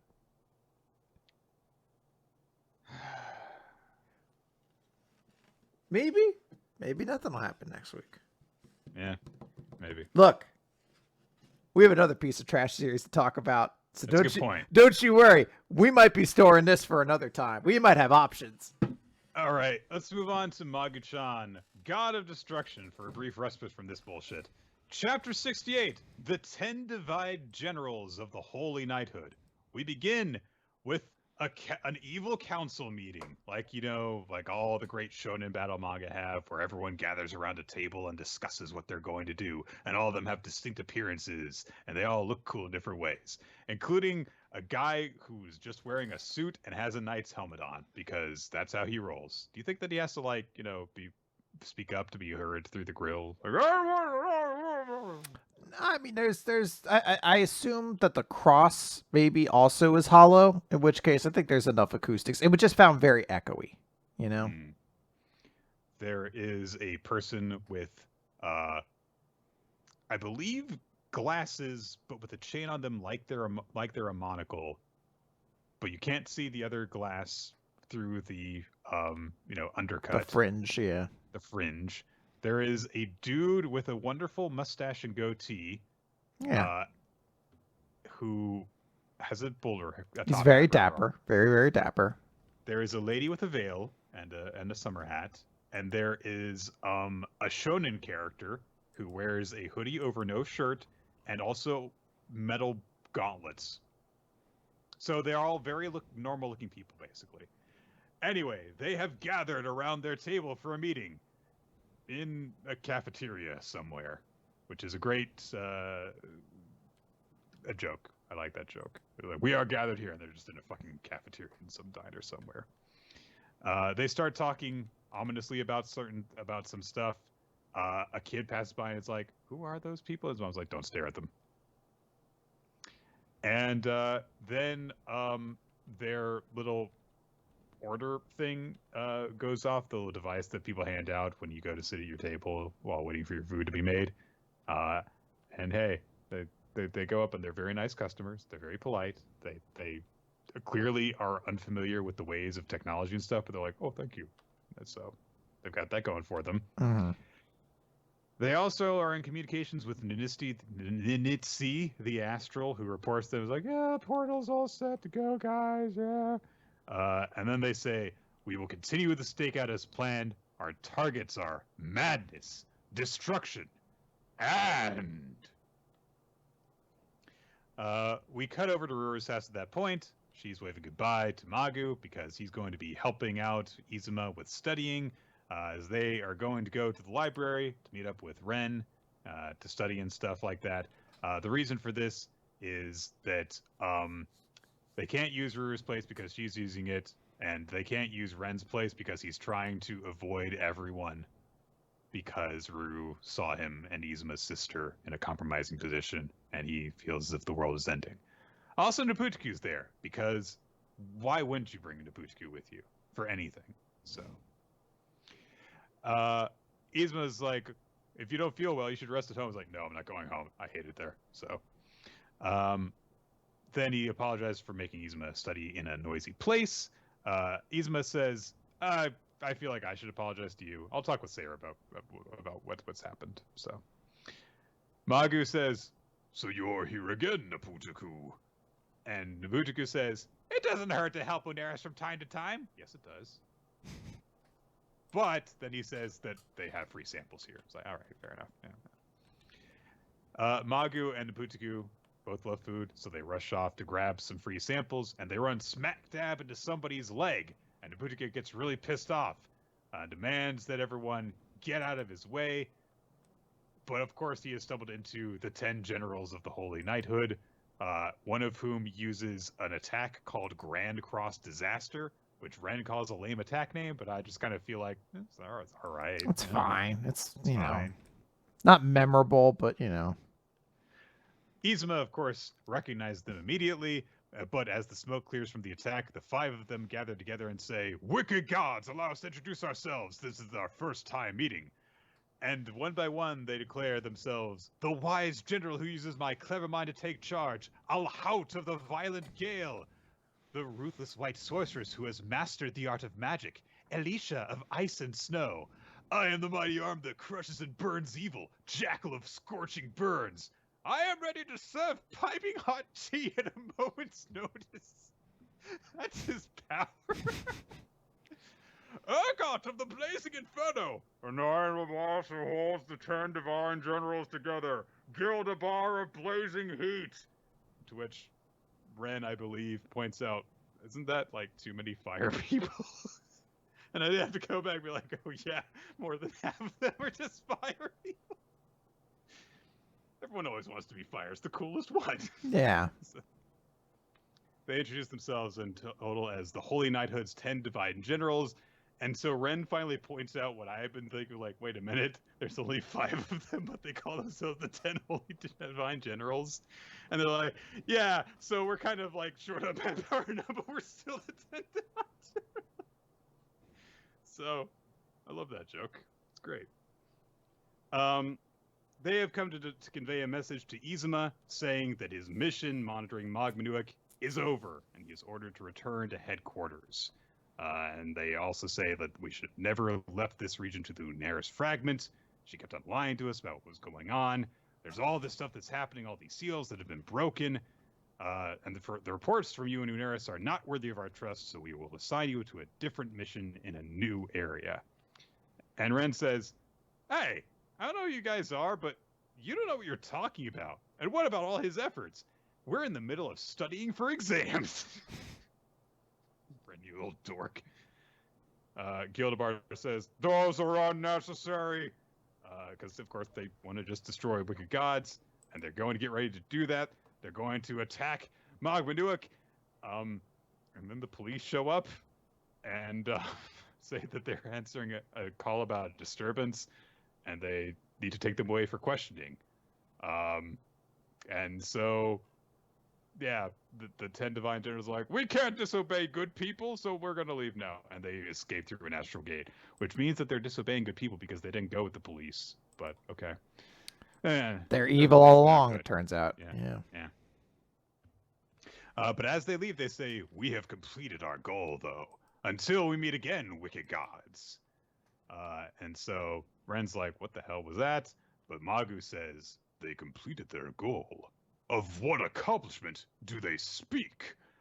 And then at that moment, Izuma is the one who realizes what's going on and says, they were just trying to buy some time. We have to hurry back to your home at once. And Ruru is answering the door, and Sayra's there. And she's like, oh, yeah, your brother will be back here any minute.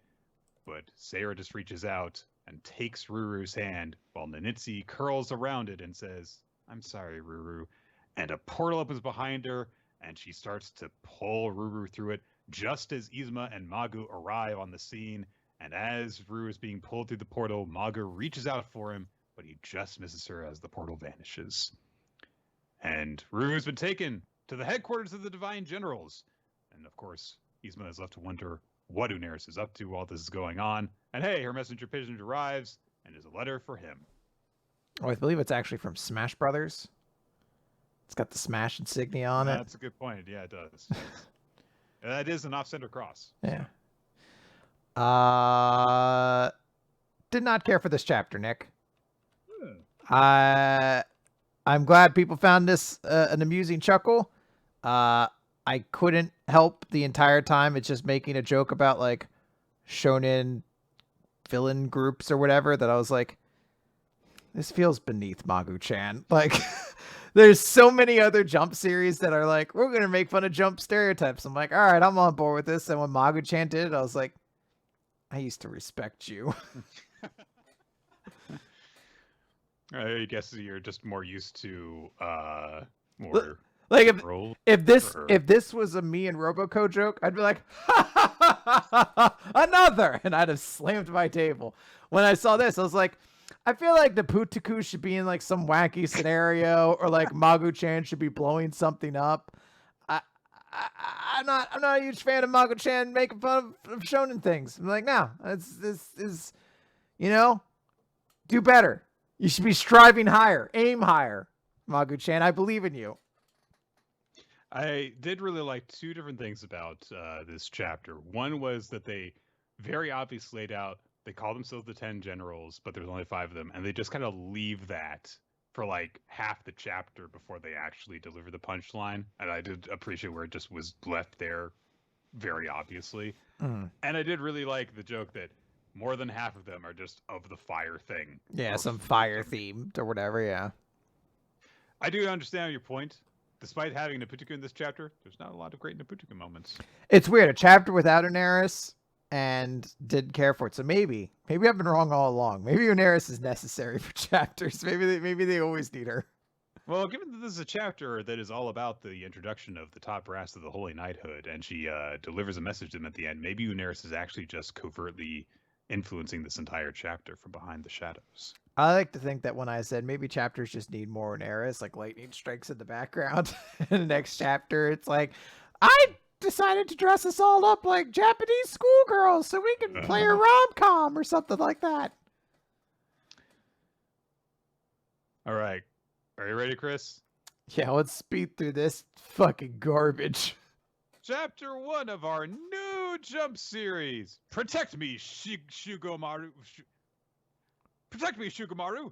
Okay, there we go. It's a series about an Ojo, literally, that is her name. Ojo is her last name. Tsunagi Ojo, and she's getting a bodyguard as she starts high school named Shugomaru. And the joke is that Shugomaru is a really good bodyguard, except that he is very, very, very overreactive in protecting her from very minor threats, and it acts with unnecessary force, which puts Ojo in greater danger than the supposed dangers themselves. So, Nick, the first joke of this chapter is like, I'm your bodyguard. And then Shugomaru sees a bee near Ojo, so he throws a grenade, which is a way over the top reaction. Plus, it was more dangerous to her than if the bee had just stung her. Now, I know you're thinking, that joke is hysterical, which is great, because that is the same joke that this chapter will repeat for 25 straight more pages. I hope you like gag manga because they repeat the same joke over and over and over again. I don't know why I sang that, but here it is. So here we go. So that's what happens there. The thing is that Tsunagi's from a very prominent rich family and stuff. She needs a bodyguard because there is an evil organization or whatever called Skull that's after her. Shugomaru is like, I'm going to protect you. And Shugomaru is only 10, so he's a little weird looking guy. He looks kind of like one of the guys from Gash, you know, because of the big eyes and the eye marks and stuff. But I guess he's just a guy. He's from a clan who guards the Ojo clan and stuff. And he has all of these gadgets that he uses to protect her that are all dragon themed. Even with their thing is, this belt has hands on it that pushes people away. The belt is shaped like a dragon. Because I did appreciate to a small extent that there are guys who try and hit on Tsunagi, and when her belt pushes them away, she's like, okay, I guess this thing isn't all bad. It gets rid of jerks pretty effectively. And then for whatever reason, when she tries to pass between two statues and the pushy hands push against the statues, it squishes her instead. I don't know. That's just how science works. Yeah. Also, those statues were clearly placed far too close to each other for anyone to pass through them. So I don't know why she tried. It also looks like there was a lot of room on the other side to just pass through it without having to run into any obstacles. Yeah. So maybe she's just dumb. Like she's not a very observant person. But it's okay. So Shugomaru breaks one of the statues. Yeah. Oh, hey, a guy that seems kind of nice tries to make friends with Tsunagi, and Tsunagi's like, "Oh, cool. This is exactly what I want to do." Because the entire reason I came to this, plebeian, as she puts it, public school, is I just want a regular boyfriend, which is there are a couple of honestly very human moments in this, which are like this one where she says, "Look, all the guys that I've been paired up with before are just really rich, snobby assholes who only care about money and stuff. I just want like a normal boyfriend. And that's not going to happen while Shugomaru is around her because he's overprotective and reacts to anyone in her presence by attacking them. Such as when they try and just shake hands and he uses a fucking freeze ray on him. It's the only joke I think I laughed at in the chapter or found myself amused is he's just like, we should be pals. My name is, and then he's frozen. And Ojo replies, yes, your name is what? Like, I suppose that's mildly amusing that she doesn't react to the freezing part. It is more along the lines of like, great, continue that thought. But still not very good. And then again, we still have like another 20 chapters or 20 pages of it. So 20 chapters. Yeah. That's hysterical. We're not getting to 20 chapters of this. We get more stuff like Shugomaru having to taste test Tsunagi's food, but he doesn't like the food that she's eating because he's a little kid and he just wants sweet stuff instead of the vegetables that she's eating. Oh, what a funny joke. Then, while Tsunagi is going to drink some water from a water fountain, someone goes to take the water fountain next to her, and Shugomaru's like, get the fuck away from her, and zaps them with electricity, and the electricity travels across the wall the fountains are on and shocks her too, so she winds up in the infirmary. And there is a cute guy there who is looking after her, and she gets all blushy around him, and as he's helping her up on her feet and stuff, he goes to stab her in the back because it turns out he's an assassin. Oh my god, it's the thing that Shugomaru's been watching out for this whole time. And he goes to attack her. He's got a big old slashy stabby knife. It looks like Ichigo's sword, basically. But he goes to attack her with it, and Shugomaru gets in the way, and blood flies out of his chest. And they're like, oh my god, you're bleeding. And Shugomaru says, I have blood to spare from my training and all. Okay. So, then Shugomaru's like, you are already defeated, assassin guy. And the assassin's like, what the fuck are you talking about? Did you not notice? I've been filling the room with deadly poisonous gas. You have but a few minutes to live. And then Tsunagi's like, so that means we're going to die too. And Shugomaru goes, oh, hey, he made a situation worse. That's the joke of the series. So, it turns out the assassin, because he is an assassin, has some antidotes against, general poisons. See, whenever you use a poison on someone, you have to clearly label what kind of poison it is so they know what kind of antidote to use if they have it. So he takes a capsule, and then Shugomaru snatches the capsule so that he can give one to him, to Tsunagi. And then he blocks the guy's attack when he tries to kill him with the sword, punches him a whole bunch, and the guy's like, oh my god, this guy's so strong. And it's time for a character backstory. The reason why Shugomaru is so dedicated to Tsunagi is because when they were kids, she protected him from stray animals and stuff, and then he protected her in turn, and then was like, oh, okay, well, the next time that we meet, you'll protect me right. And Shugomaru's like, yeah, I promise. And he picked a flower and gave it to her and says, I'll protect you to the very end. Such is the Tekko clan's duty. In the present, he's still protecting her. They rush outside. It's raining. The assassin guy has taken a random bystander girl prisoner and says, you must give yourself up, Ojo Eris, or else this girl will die. Shugomaru's like, no, he's going to harm you. Can I destroy him? And Tsunagi's like, I mean, yeah, sure. And then they spot that, oh, yeah, the guy who got frozen outside is still out here. That's not good. Also, the icicle surrounding him has gotten bigger. And Shugomaru says, yeah, see, the rain falling on it adds to the mass of the growing ice. That's not how that works, but okay. So he then picks up the icicle thing that the guy is in and throws it while saying, have an ice day, which is the level of humor we're dealing with. And it lands just under the guy's foot because he just kind of steps out of the way. And then so the assassin guy starts mocking him. And Tsunagi's like, oh no, he's going to kill that girl. I better get myself up. But Shugomaru says, you need not, Tsunagi. And the icicle starts going, crackle, crackle, steam, steam. And Shugomaru says, lightning prefers lofty heights because the giant icicle is acting as a lightning rod now. And lightning strikes the guy while he's standing on the roof of the school building. Ha! Thunderbolt. And honestly, this was my actual favorite moment of this chapter. It's a 2-page spread, seeing this guy get struck by lightning. And then the very next page is also a 2-page spread, as the lightning travels down the wet surfaces of the walls of the building, and also shocks Tsunagi. Mm-hmm. I liked that. That's about it. So, Tsunagi passes out because being struck by lightning is no big deal. Getting electrocuted twice in one day, she's fine. As It's like assassin guy, Pokemon, Nick. You can get shocked by like the electricity 100 times. They're fine. yeah, as long as you just spray some potion on him afterwards, Yep. it's fine. Maybe take a paralyzed cure or something. So, Shugomaru has wrapped things up, literally. He has used his dragon device things to tie the guy up. And then the butler calls up Tsunagi and says, wait till you hear this. Aside from the assassin group's skull, there's also the assassin known as Fennec after your life. And Fennec, the assassin goes, it is I, Fennec, who will never live this down. Because, that's how people talk. And so Tsunagi says, wait a minute, you're not Skull. And Fennec says, no, I'm Fennec the Blade. So no, we can't have Skull, the real assassin person or group, whatever it is, show up in the first chapter. That's got to be saved for further down the line. Chapter 13, when we're about to get canceled. Things need to be really important.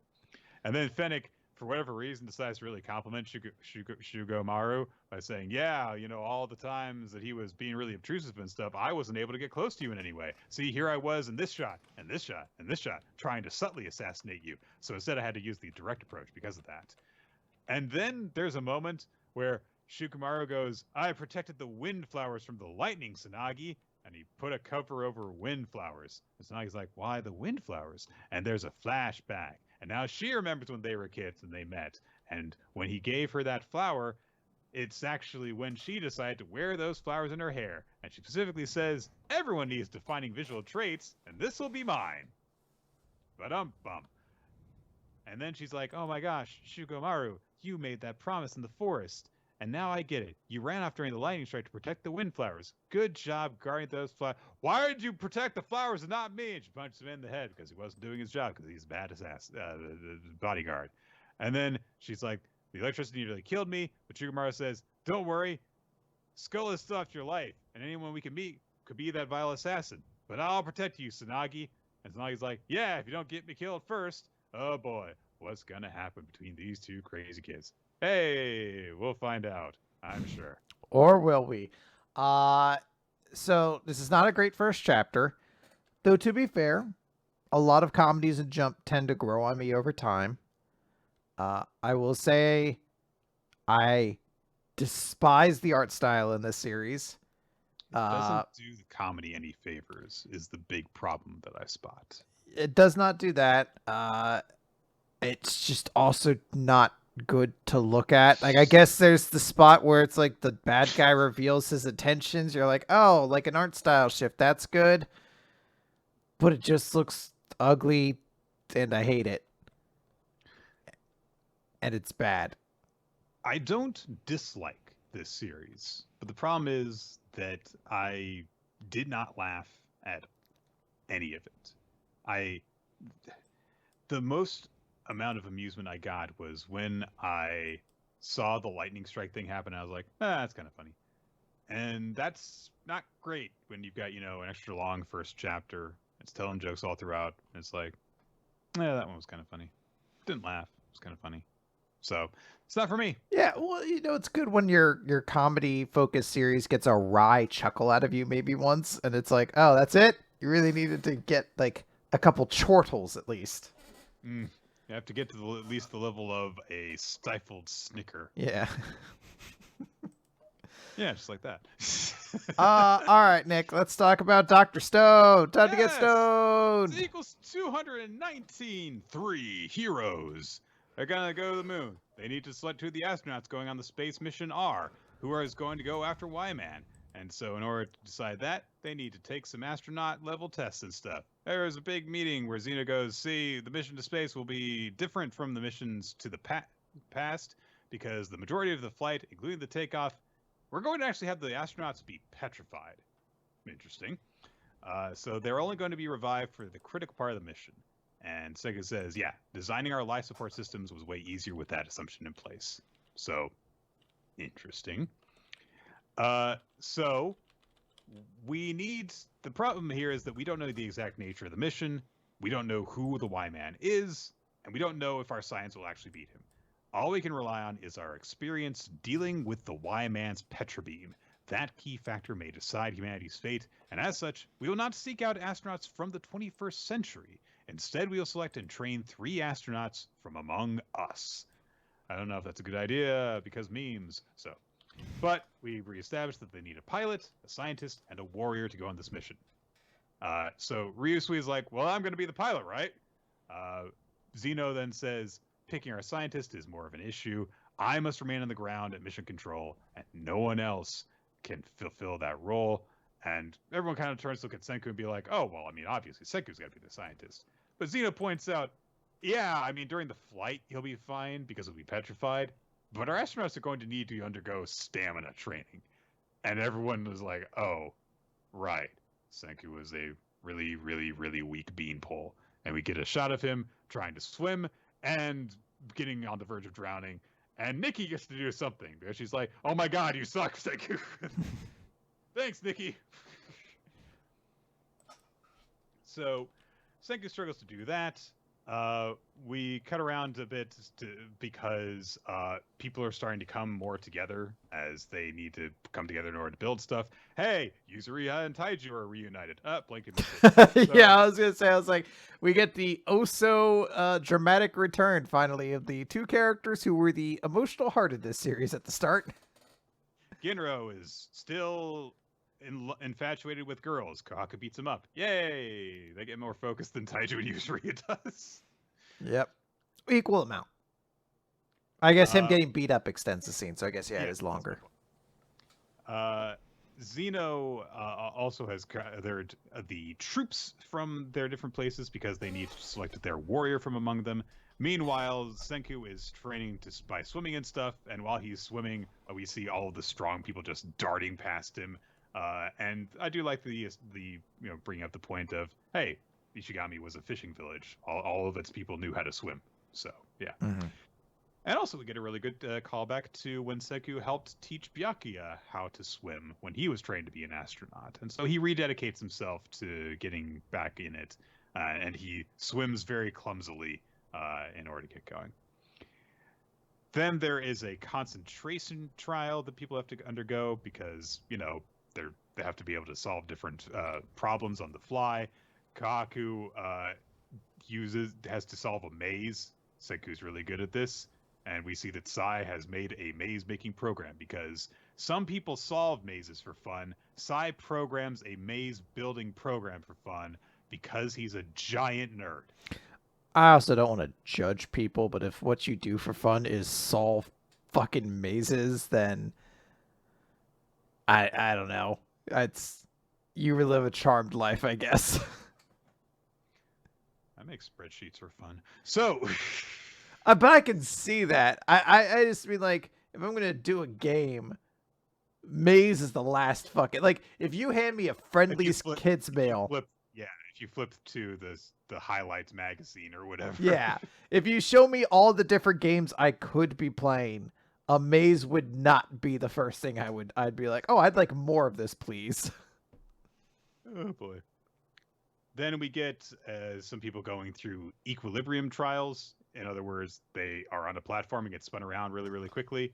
We see that Ginro and Kinro and Magma are all really, really bad at this. So, look, if you get spun around a lot and you get dizzy and you throw up, that probably means you can't be an astronaut. Like, that's just how it is, guys. So, Tsukasa, he can jump. Look at how awesome Tsukasa is, everybody. Ryusui brings up the obvious point. Does that mean that Tsukasa is going to be our warrior?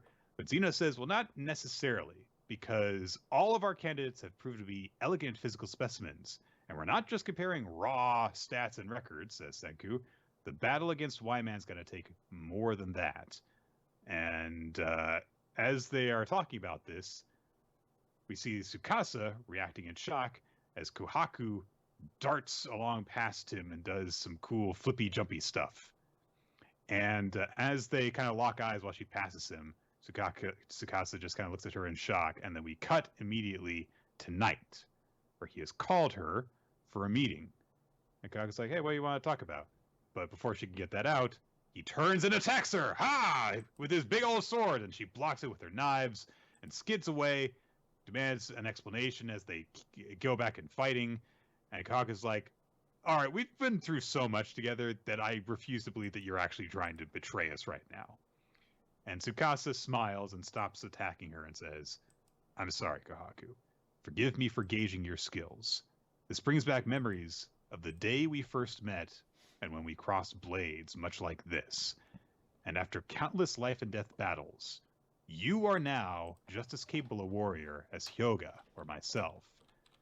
And Kaku's like, oh, come on, when in martial arts, I can't measure up to you and stuff. But Tsukasa says, the gap between us is not the yawning chasm you imagine, especially given the weapons now provided by the kingdom of science. Science, the great equalizer. We can have guns, so it doesn't matter that I beat you in hand-to-hand combat. I do really like that. Like, look, we kind of surpassed the point where me being able to beat you up with a stone stick is actually a notable thing anymore. Because we did develop machine guns recently.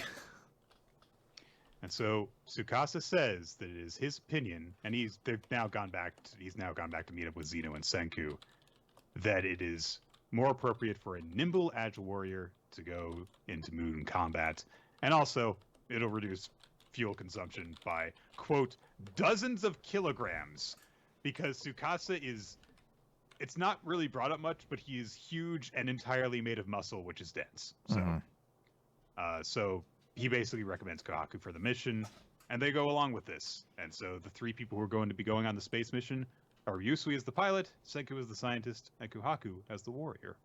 There we go. Yeah, I guess this is... There's some nice little moments in this chapter that could definitely be appreciated. I do like the little scene between Tsukasa and Kohaku. And as you mentioned, like the callback of Senku training Byakuya back then when they was doing swimming and everything like that. I kind of almost wish like more time had been spent on each position, though, like to really establish. Because like, there's a question I still have in my mind, which is like, all right, we've done a lot. Why the fuck haven't we just revived Stanley? Like, at this point, wouldn't it be pretty clear Stanley's not going to kill Senku and take over the Science Kingdom because we've created all these different cultures and the internet, and Zeno is 100% on board with stopping Y-Man as well. Like, so in my mind, I was like, oh, maybe Stanley will be the outside shot for a scientist or something like that. And it's just like, nah, it's like sort of like, basically the question just came down to like Tsukasa and Kohaku. And I was like, oh, okay. I guess that's the two who should have been in consideration for it. And then scientist, it felt like we didn't even really stop to consider Chrome or Suika. And I was like, oh, like, okay, I guess it's not really like a big competition for those spots in the same way I thought it was going to be. It was sort of like Senku will do it because Zeno has to stay on Earth. Like, okay. Yeah, I feel like a chapter on each position would have been interesting to see. This, I feel, is the best chapter of Dr. Stone we've gotten in a couple of months now. And having this stuff drawn out for just a little bit more would have been really nice, because it's like, oh my god, look, little character-focused moments. We could have had more of these. Yeah. And nope, gotta keep going. Gotta go. That's what we like about We have Dr. to invent Stone, apps now. We've got to go. We've got to fucking invent TikTok. We need to make sure that's around. Yeah, it would have been interesting to see, like, for example, like if the quote-unquote smart people of the group were all being considered to be potentially the scientist in some form, and, just have, like, brief arguments, just kind of, like, building them up in some way, like, I don't know, like, if you want to be like, oh, Chelsea would be really good at, I don't know, using her moon rock skills. something. Yeah, something. Be it, I don't know, you're the writer. You imagine what she would be good at on the moon, but it feels like we have so large of a cast for it to have essentially come down to 4 people for 3 spots by the end. It's like, oh, okay, I guess that's a little disappointing.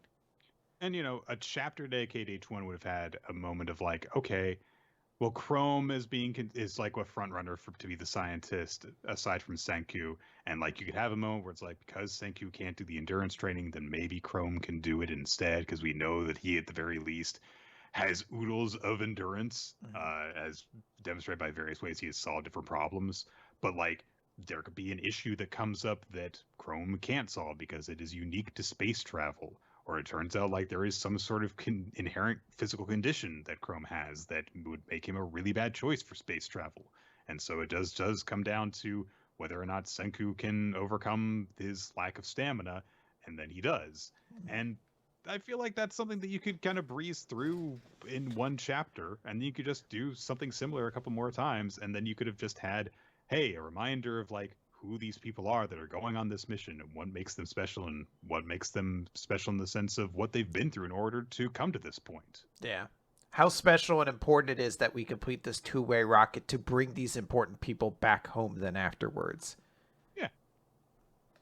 Yeah. But still a good chapter. Yeah. All right, Nick. I called you Mick. That's not your name. Let's move on That's okay, Chris. I'll be Mick for this one chapter. All right, Mick, let's go. Chapter 86 of Mashle, Magic and Muscles, Lance Crown, and the Wicked Whack-A-Mole. So, as this chapter opens, previously, Mash was locked in a box. And I do like it because the color page has Mash sitting there with the tea light, as he brought up before. So he managed to get some ambiance in his little black blocks of oblivion, apparently. Or at least, imaginarily so he did. The one person who joined up with Rose Quartz has grabbed one of the key and is apparently very French because he's like, "Oh, allow me to be your opponent, Monsieur Lance." And then he leaps into a door and Lance goes, "Chick, I guess try to survive until I get back, Dot." And Dot has a great expression. He's like, "Ah, hell." So this chapter, we're just focusing on Dot and or not Dot, Lance and this character. I guess Finn is watching from a screen somewhere. I'm not sure where. People are watching this, but I guess Finn is just watching from a very nondescript location. And the person who introduced themselves as Charles Contini is going to personally escort you to hell. Lance is like, I'm just going to kill you instantly. And Charles says, "No, your gravity, your gravity useless magic is useless against me. I need to take this." And he's getting a phone call. Gets a phone call. He pulls up magical item, rabbit phone, which is just a hideous rabbit thing that's going, and he's holding it upside down as well. And he's like, "Hello, Mama. Yes, I am doing well. Dinner. Definitely. I will be home soon. And yes, you have got me those band-aids, so I am fine." And hangs up the call and is like, "My apologies for interrupting our duel." And Lance says, "Gross. Talk about a weirdo. That's not the thing you should let other people see." And Charles is like, "Why not?" And he says, "You just take it too far. We're not preteens anymore. Clinging to your mother like an infant. Who wouldn't mock a guy like you? Right, Anna?" "Right, Lance!" And it literally says in parentheses, "Squeaky voice." And I fucking lost it when I first read that scene. The sudden escalation of Lance's sister complex into she's his special friend is really jarring. I just love, "Right, Anna?" "Right, Lance!" "Yeah, Mister, keep at it." So Charles is like, "Oh my word, he's completely unhinged. Who are you talking to?" And Lance says, "My little sister." He's like, "But there is no one there. Are you mad?" Lance is like, "You have no right to question my Santa, you mama's boy." And Charles goes on a big rant about how mothers are the only source of pure, unrequited affection in this world. The only relationship... There is no other. My mother.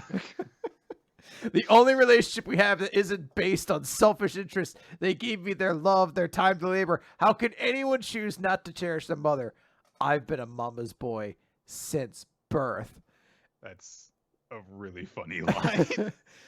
And Lance responds, "And that's supposed to impress me? Well, too bad, because I've had a sister complex since before I was ever born." So... clarify, his sister is younger than him. Yes.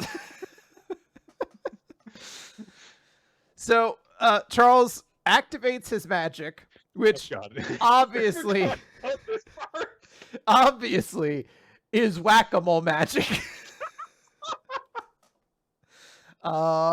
So it's a whack-a-mole room, and it summons a bunch of whack-a-moles, and he says, "This is the whack-a-mole room. We're forbidden from attacking directly here. However, we can attack the whack-a-moles, and when we do it, they punch the other person." So it also summons when a whack-a-mole is hit, it summons another whack-a-mole with a pompadour and boxing gloves to punch the other person. And me, Lance is like, "What a stupid setup. At least the rules are simple, though." And he goes to use his gravity magic, and it's just moving too fast. And every time it dodges, it like pops up and it's like kind of mocking him. So he's like the Duck Hunt dog. Yeah. And Charles explains that your gravitation magic isn't fast enough because, as you can see, my portal magic can connect 2 spaces with 0 lag, allowing me to whack it instantly. You can't possibly win. And he hits another one, so Lance gets nailed again. He's trying to figure this out, but every time he does his graviola attack, even if he hits a whole bunch of them at once, it's not fast enough, and it pops up, starts laughing at him. And Charles is like, "Foolish fool," like fucking Franziska von Karma from Ace Attorney. "For this mole can detect magic energy gathering before a spell is cast. A high energy spell like your gravitation magic is all too easy to see. It's time to admit your He's still trying. And Lance is just getting pummeled this entire time. And Charles laughs gleefully, saying, "Monsieur Lance, it seems you will lose at my clever game." And we cut over to Lance, who's thinking, "Lose? Me?" And we see a bunch of thoughts people have had about Lance. Lance is kind of creepy. You're like too strong. Why you gotta be so rude? What are you thinking? Like that song? Rude? It's like that song. Yeah. It's like that song. Nick, I wanted to reference that song. I don't know who sang it, but I wanted to do it. And then we cut to his little sister, who's like, "I hope you find a friend who understands you too, Lance. If you let some," and cuts to Lance, be like, "If you let some nobody steal those coins from you, there'll be hell to pay." And it's Mash. It's like, "Oh, you don't have to warn me because that won't happen. But thanks. I'm glad you said it. It's nice to have a friend who you compete with. So Lance, you can't lose to anyone either, okay?" And Lance just says, "I'm going to lose? Question mark?" He doesn't say question mark, but we have to, establish that it's a question. Yeah, well, I mean, without the descriptive text of Squeaky voice, that we just have to make up our own inflections. So Charles is like, "Don't you understand? Your magic can't..." And Lance's magic hits. And he's like, "Wait, what happened? Why didn't the magic sense kick in?" And he sees, Lance has used his second death spell, and it's such an extraordinarily large amount of energy that it's tricking the magic mole's sensing abilities. And he says, "But that can't be," as he gets punched by his own spell. And Charles is like, what perseverance? What drives you to such length?" And Lance says, "For years, I fought solely for the sake of my sister. I blocked out all but that one goal. Despite what I'd become, someone helped lead me back to the right path. Now I have 2 reasons I can't lose. My sister and the promise I made to him." Yeah, it comes out sounding pretty cool in the end, doesn't it? Yeah. After a great escalation of the 2 competing jokes, it eventually just becomes a pretty cool chapter overall. So, good stuff. It was a lot of fun. Yeah. All right. Let's cut over to Black Clover, page 314, The Mass. So, Marileona defeats the devil that she was fighting, the demon, because I don't know. She was still fighting it? Wow. Yeah. Well, the way they explain it is the more you use Hellfire Incarnate, the hotter it gets. So I guess she just gets stronger the longer she fights or something. Yeah. You know how like a single thing being on fire acts, it gets stronger the longer the single thing is on fire. Mm-hmm. Anyway, we cut back to the Black Bulls, who are like, "Cool, we did it. Let's solve everything now because we defeated Morris." And Dante is like, "Thank you for your service, human. Second level of the underworld opened." And suddenly all these demons start pouring out of it. And I I don't want us to pass by this image. Okay. Because holy shit, the sheer amount of weird looking monsters in this one panel, it must have taken a lot of effort to draw them all in this one bit. For a moment that has no impact on me. A lot of effort spent on something that got a casual out of me as it happened. Tabata Sensei is a very good artist, so I want to stress that. And Tabata, I hope, is taking care of themselves. So now that the second gate has been open, Lucifero's like, I can combine all these devils from the first 2 levels into a solid mass, to form a vessel in which I can manifest. And we see, like, outside the Clover Kingdom castle, this big creature that is essentially an amalgam of all these devils has formed, and has a mouth and these twisting tendrils. And its gravity magic is so powerful, it's bringing everyone straight down, all the other captains. If this goes on, the world will. And we cut over to the various characters as Rogue is like absolute evasion from Vanessa, and then Charmy gives a bunch of mana, and Gray gets multiplied a bunch of times because of Gauche, and then she converts a bunch of matter, and then Gordon uses this thing to make it so, I don't know, somebody else gets their magic reserve. Anyway, they turn a giant Black Bull headquarter and just punch the devil right in the face, and that's how the chapter ends. And the first time I read this chapter, I laughed out loud because I was like, sure, why not? Like, let's spend the whole chapter building this thing up to just repeat what we did 2 chapters ago and punch it into oblivion. I mean, look, they made a giant robot. I'm not going to dislike that. That's about it. I mean, they made a giant robot out of the castle. I only disliked it because it's like the whole thing is like, look, we're using everybody's powers together to make this happen. I was like, we did this 2 weeks ago, though. They did this exact same thing. But this one's bigger. I know, but... All right. Let's wrap this up with One Piece. One Piece, Chapter 1032, Odin's Beloved Blade. So we see some sights of the battle going on. Marco is talking with Izo while Marco is in his Phoenix form, talking to like, hey, what the hell's going on? Why am I carrying a wounded man around? And Izo just says, sorry, that message earlier. The outcry about an enormous apparition has me feeling uneasy. Where was that enemy before? Ooh, what are they planning? So there's a whole bunch of chaos erupting. Now the Beast Pirates are trying to get rid of the samurai because the samurai are blocking the exit, and the fire is going to kill them all if they don't get out of there. We cut to the second basement level where X-Drake and Apu are chasing each other / Yamato, who is trying to race down into the armory to, stop the fire from setting everything and exploding it.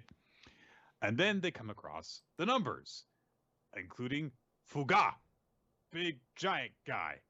And Yamato is apparently kind of friends with Fuga, because he says, nice to see you again, but I'm in a hurry. And Fuga says, Fuga! Good old Fuga. So Fuga. An announcement goes out to everyone saying that the fire monster is heading to the basement. Then all of a sudden, Usopp and Robin, who are falling from an upper level trying to get away from CP0, fall on Fuga's head, and so their landing is cushioned. And CP0 is going after them, or rather going after Robin, and the giant flaming ghost thing is after them. And they turn and are like, wait, what the fuck is that? We're on fire now! So, that's good. And it continues to move downward, completely uncaring about the fact that it's passing through people and wall alike, and it's going to pass through the floor as it goes behind Yamato.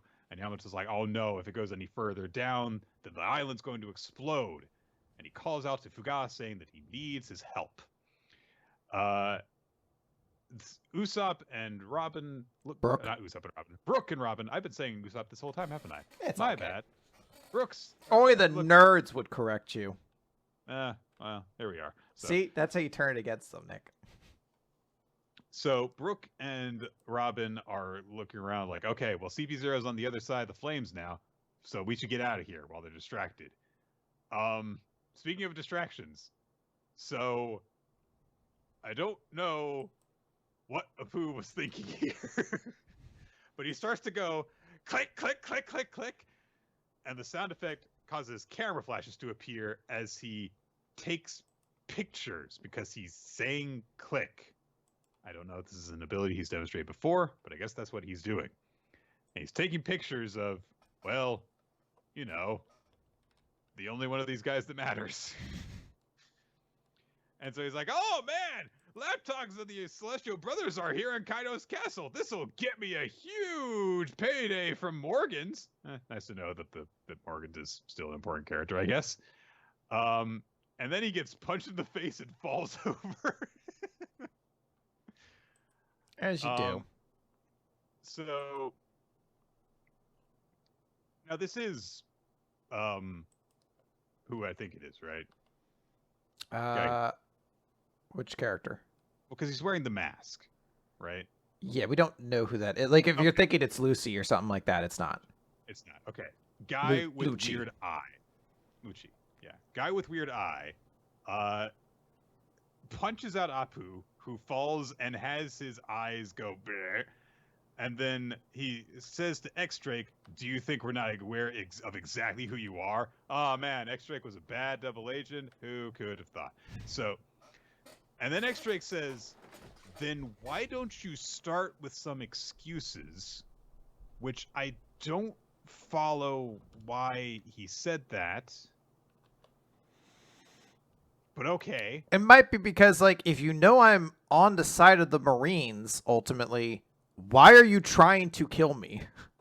I guess. If you're working for the world government. I don't, that's my thought, but, I mean, he's also a triple agent at this point, so... Right.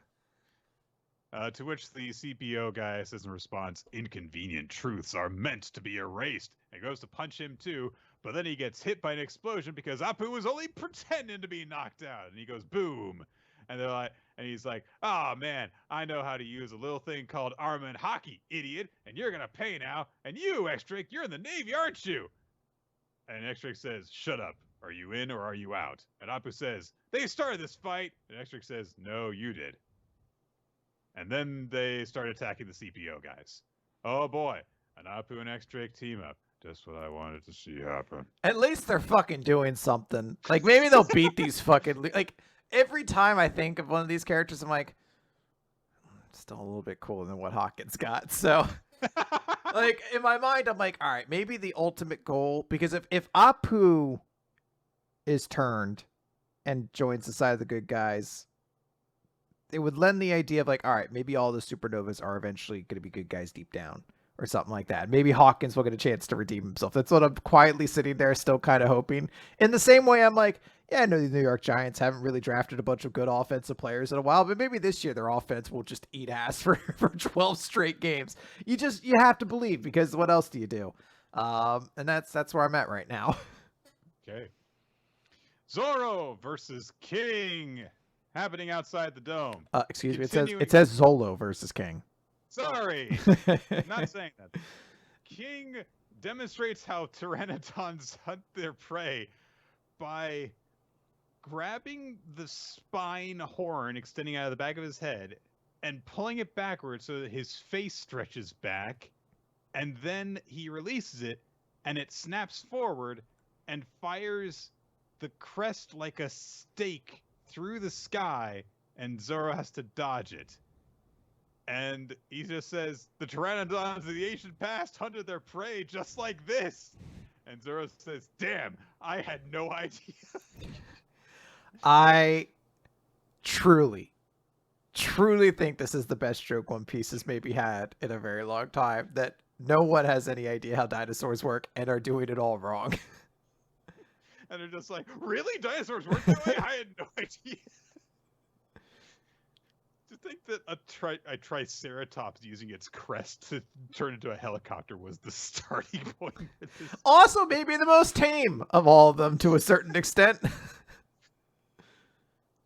Zoro tries to launch an attack to, bring King down since he's flying through the air and stuff. He launches his 360-pound Phoenix, and King just kind of dodges it and keeps on launching attacks from the sky. He's like, damn it, I'm just wearing myself out down here. And then he says, I'm guessing that flame on your back says another Pteranodon feature. And King says, it's not. So Zoro's like, all right, I've got to get this guy down to my level. So he uses the Black Rope Dragon Twister and summons a tornado that slashes at King from all sides. But King draws his wings in to block them, and he's really clearly not getting hurt at all. And Zoro's like, oh man, everyone on your side soaks up a lot of damage between the dragon and the dinosaurs. But King says, yes, but in my case, it goes even beyond that. But fine, I'll give you a sword fight. I do enjoy a good duel. And he goes back to his human form and draws his big old katana and starts clashing with Zoro. And Zoro's like, this guy is really tough. I've hit him a few times. He's not bleeding. His wings can move, so they're not just ornaments, but I don't know if he can fly in this form or not. And the flame keeps burning on his back, and I thought they were part of his devil fruit powers, but I guess that they're not. What the hell is this guy? Is he a fish man? Is he some race I've never heard of before?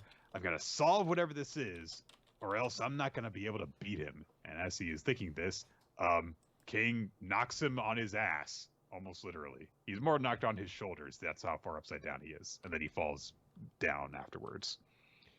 But then, after that thought that he has, he starts hearing something.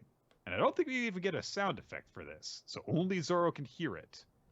But then, the sword starts to hiss in his hand while Zoro thinks, is that a shamisen? That can't be right. And then the sword is steaming and burning up and on fire.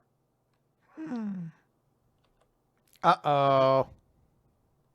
Then, we cut to the treasure repository where... Remember, he's still a main villain in this story. Oh gosh, what? I've forgotten his name. Orochi. Orochi. Orochi is hiding amongst the treasure, but he too hears the shamisen playing. He's like, what the hell is this? Who's playing a shamisen in the middle of a huge battle? It's coming from the next room. So he peeks through the sliding door. He's like, someone's in there. And he spots Komurasaki, and she's playing the shamisen. And of course, Orochi, who only knows Komurasaki as the most desirable woman in all of Wano, thinks that he's died and gone to heaven or something, or he's having a good dream, and so he approaches her, and Komurasaki says, after Orochi says, I have not spent a night without dreaming of you, I cannot forget you, she says in response, neither can I, my lord. I am always, always by your side. And Orochi's so happy to see her. And so Hiyori's showing up like this. Not something that I had expected. And I do have to say, if it turns out that Orochi got his head cut off over and over and over again by samurai and kept on coming back and surviving, and Kaido killed him and came back, if he ultimately dies because fucking Hiyori takes him out, yeah, I'd be fine with that. Yeah. But now, when you said you were surprised to see Hiyori here, she did show up earlier in the arc. yeah, I know. Okay, all right. I'm just making sure. I just didn't think that she would show up in these circumstances. Yeah, no, it is actually going to be very cool. She's the one that takes out Orochi in his stupid face. His face is stupid. It is. That's my thought on One Piece this week. That face, 'twas stupid. All right, let's wrap this up and go to our MVPs and favorite series. Let us do so. Favorite chapter? Go ahead. Go ahead. No, Nope. you go ahead. No, you go ahead. Oh, fine. Fine. I think we're going to have to give it to Mashle. Okay. It was entertaining all throughout. It was funny at the beginning. It got cool at the end. So I think we're about to inverse each other. I'm going to give it to Undead Unluck. I thought this chapter was extraordinarily good, with just a lot of emotion all the way through.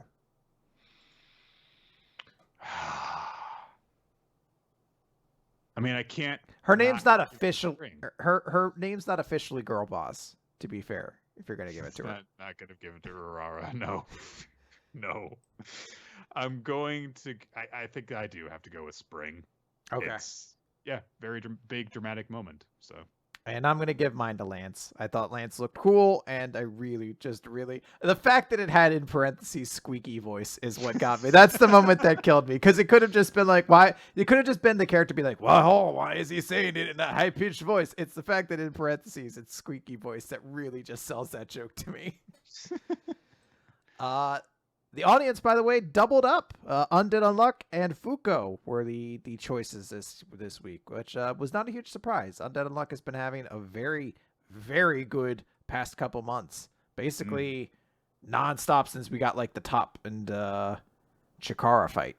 Yeah, pretty much. Yeah. Okay.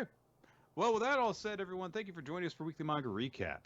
Those of you who joined us for the live recording, thank you very much. You can also join us, if you haven't been doing that, by logging on to twitch.tv. You don't actually have to log on, come to think of it. You can just watch anonymously. But if you log on, you can participate in the chat room. Twitch.tv/RoloT. We stream the show 7:30 Eastern Time in the evenings, and that's on Wednesdays every single week. You can also check out the recordings. The audio versions are wherever podcasts generally can be listened to, which includes iTunes, Spotify, and it's all hosted on weeklymangarecap.podbean.com if you want to have the most reliable list of all the past episodes as well. Absolutely. Our show's also on YouTube, and I'm gonna die. No, Nick, survive. On YouTube. YouTube.com/Weekly Manga Recap, and if you check it out there, you can see not only some of the title cards that have been made by Steve Man, who you can check out his artwork wherever boobs are to be drawn on the internet, including his Twitter, twitter.com/SteveManArt, but you can also see the opening sequence, which was made lovingly for us by Winsley Del Cheddar and Milo Jack Stillitz. We'd also like to extend thanks to everyone in our Discord channel. You guys are great. We have wonderful discussions on there about the chapters that come out each week. There is also a discussion of the recommendation as people are reading it alongside us, and also just general fun hangout stuff. We mentioned before, there's a VTuber chat if you're into that kind of thing. If you're into weird shit like that. I don't judge. So I do. Don't watch a bunch of weirdos on the internet. Watch us. Yeah. Why can't you enjoy us with our... Well, we're also three-dimensional. We're not cel-shaded, though. Huh? How about that? Unless... We're not rendered. Yeah, we're not rendered. I guess, technically. Also, we would like to thank NinjaX3i for maintaining the Google Doc, which is very helpful for keeping track of stats, including the MVP voting and stuff that we mentioned before. But there's also, as the year is approaching its end, stuff where you can vote for some of the best stuff from the year of Weekly Manga Recap. Best moments from the manga that we have covered, both the regular series and the recommendations, as well as just favorite moments from the show. And go back on all that, vote on it. It's good stuff. Hell yeah. All right, that is going to do it. Oh, make sure to stop by our Discord, and you could use our new Ayashimon head exploding emoji that everyone, it's the thing. It's what all the cool kids use. I've never been cool. I just used it right now. Kablam! Goodbye.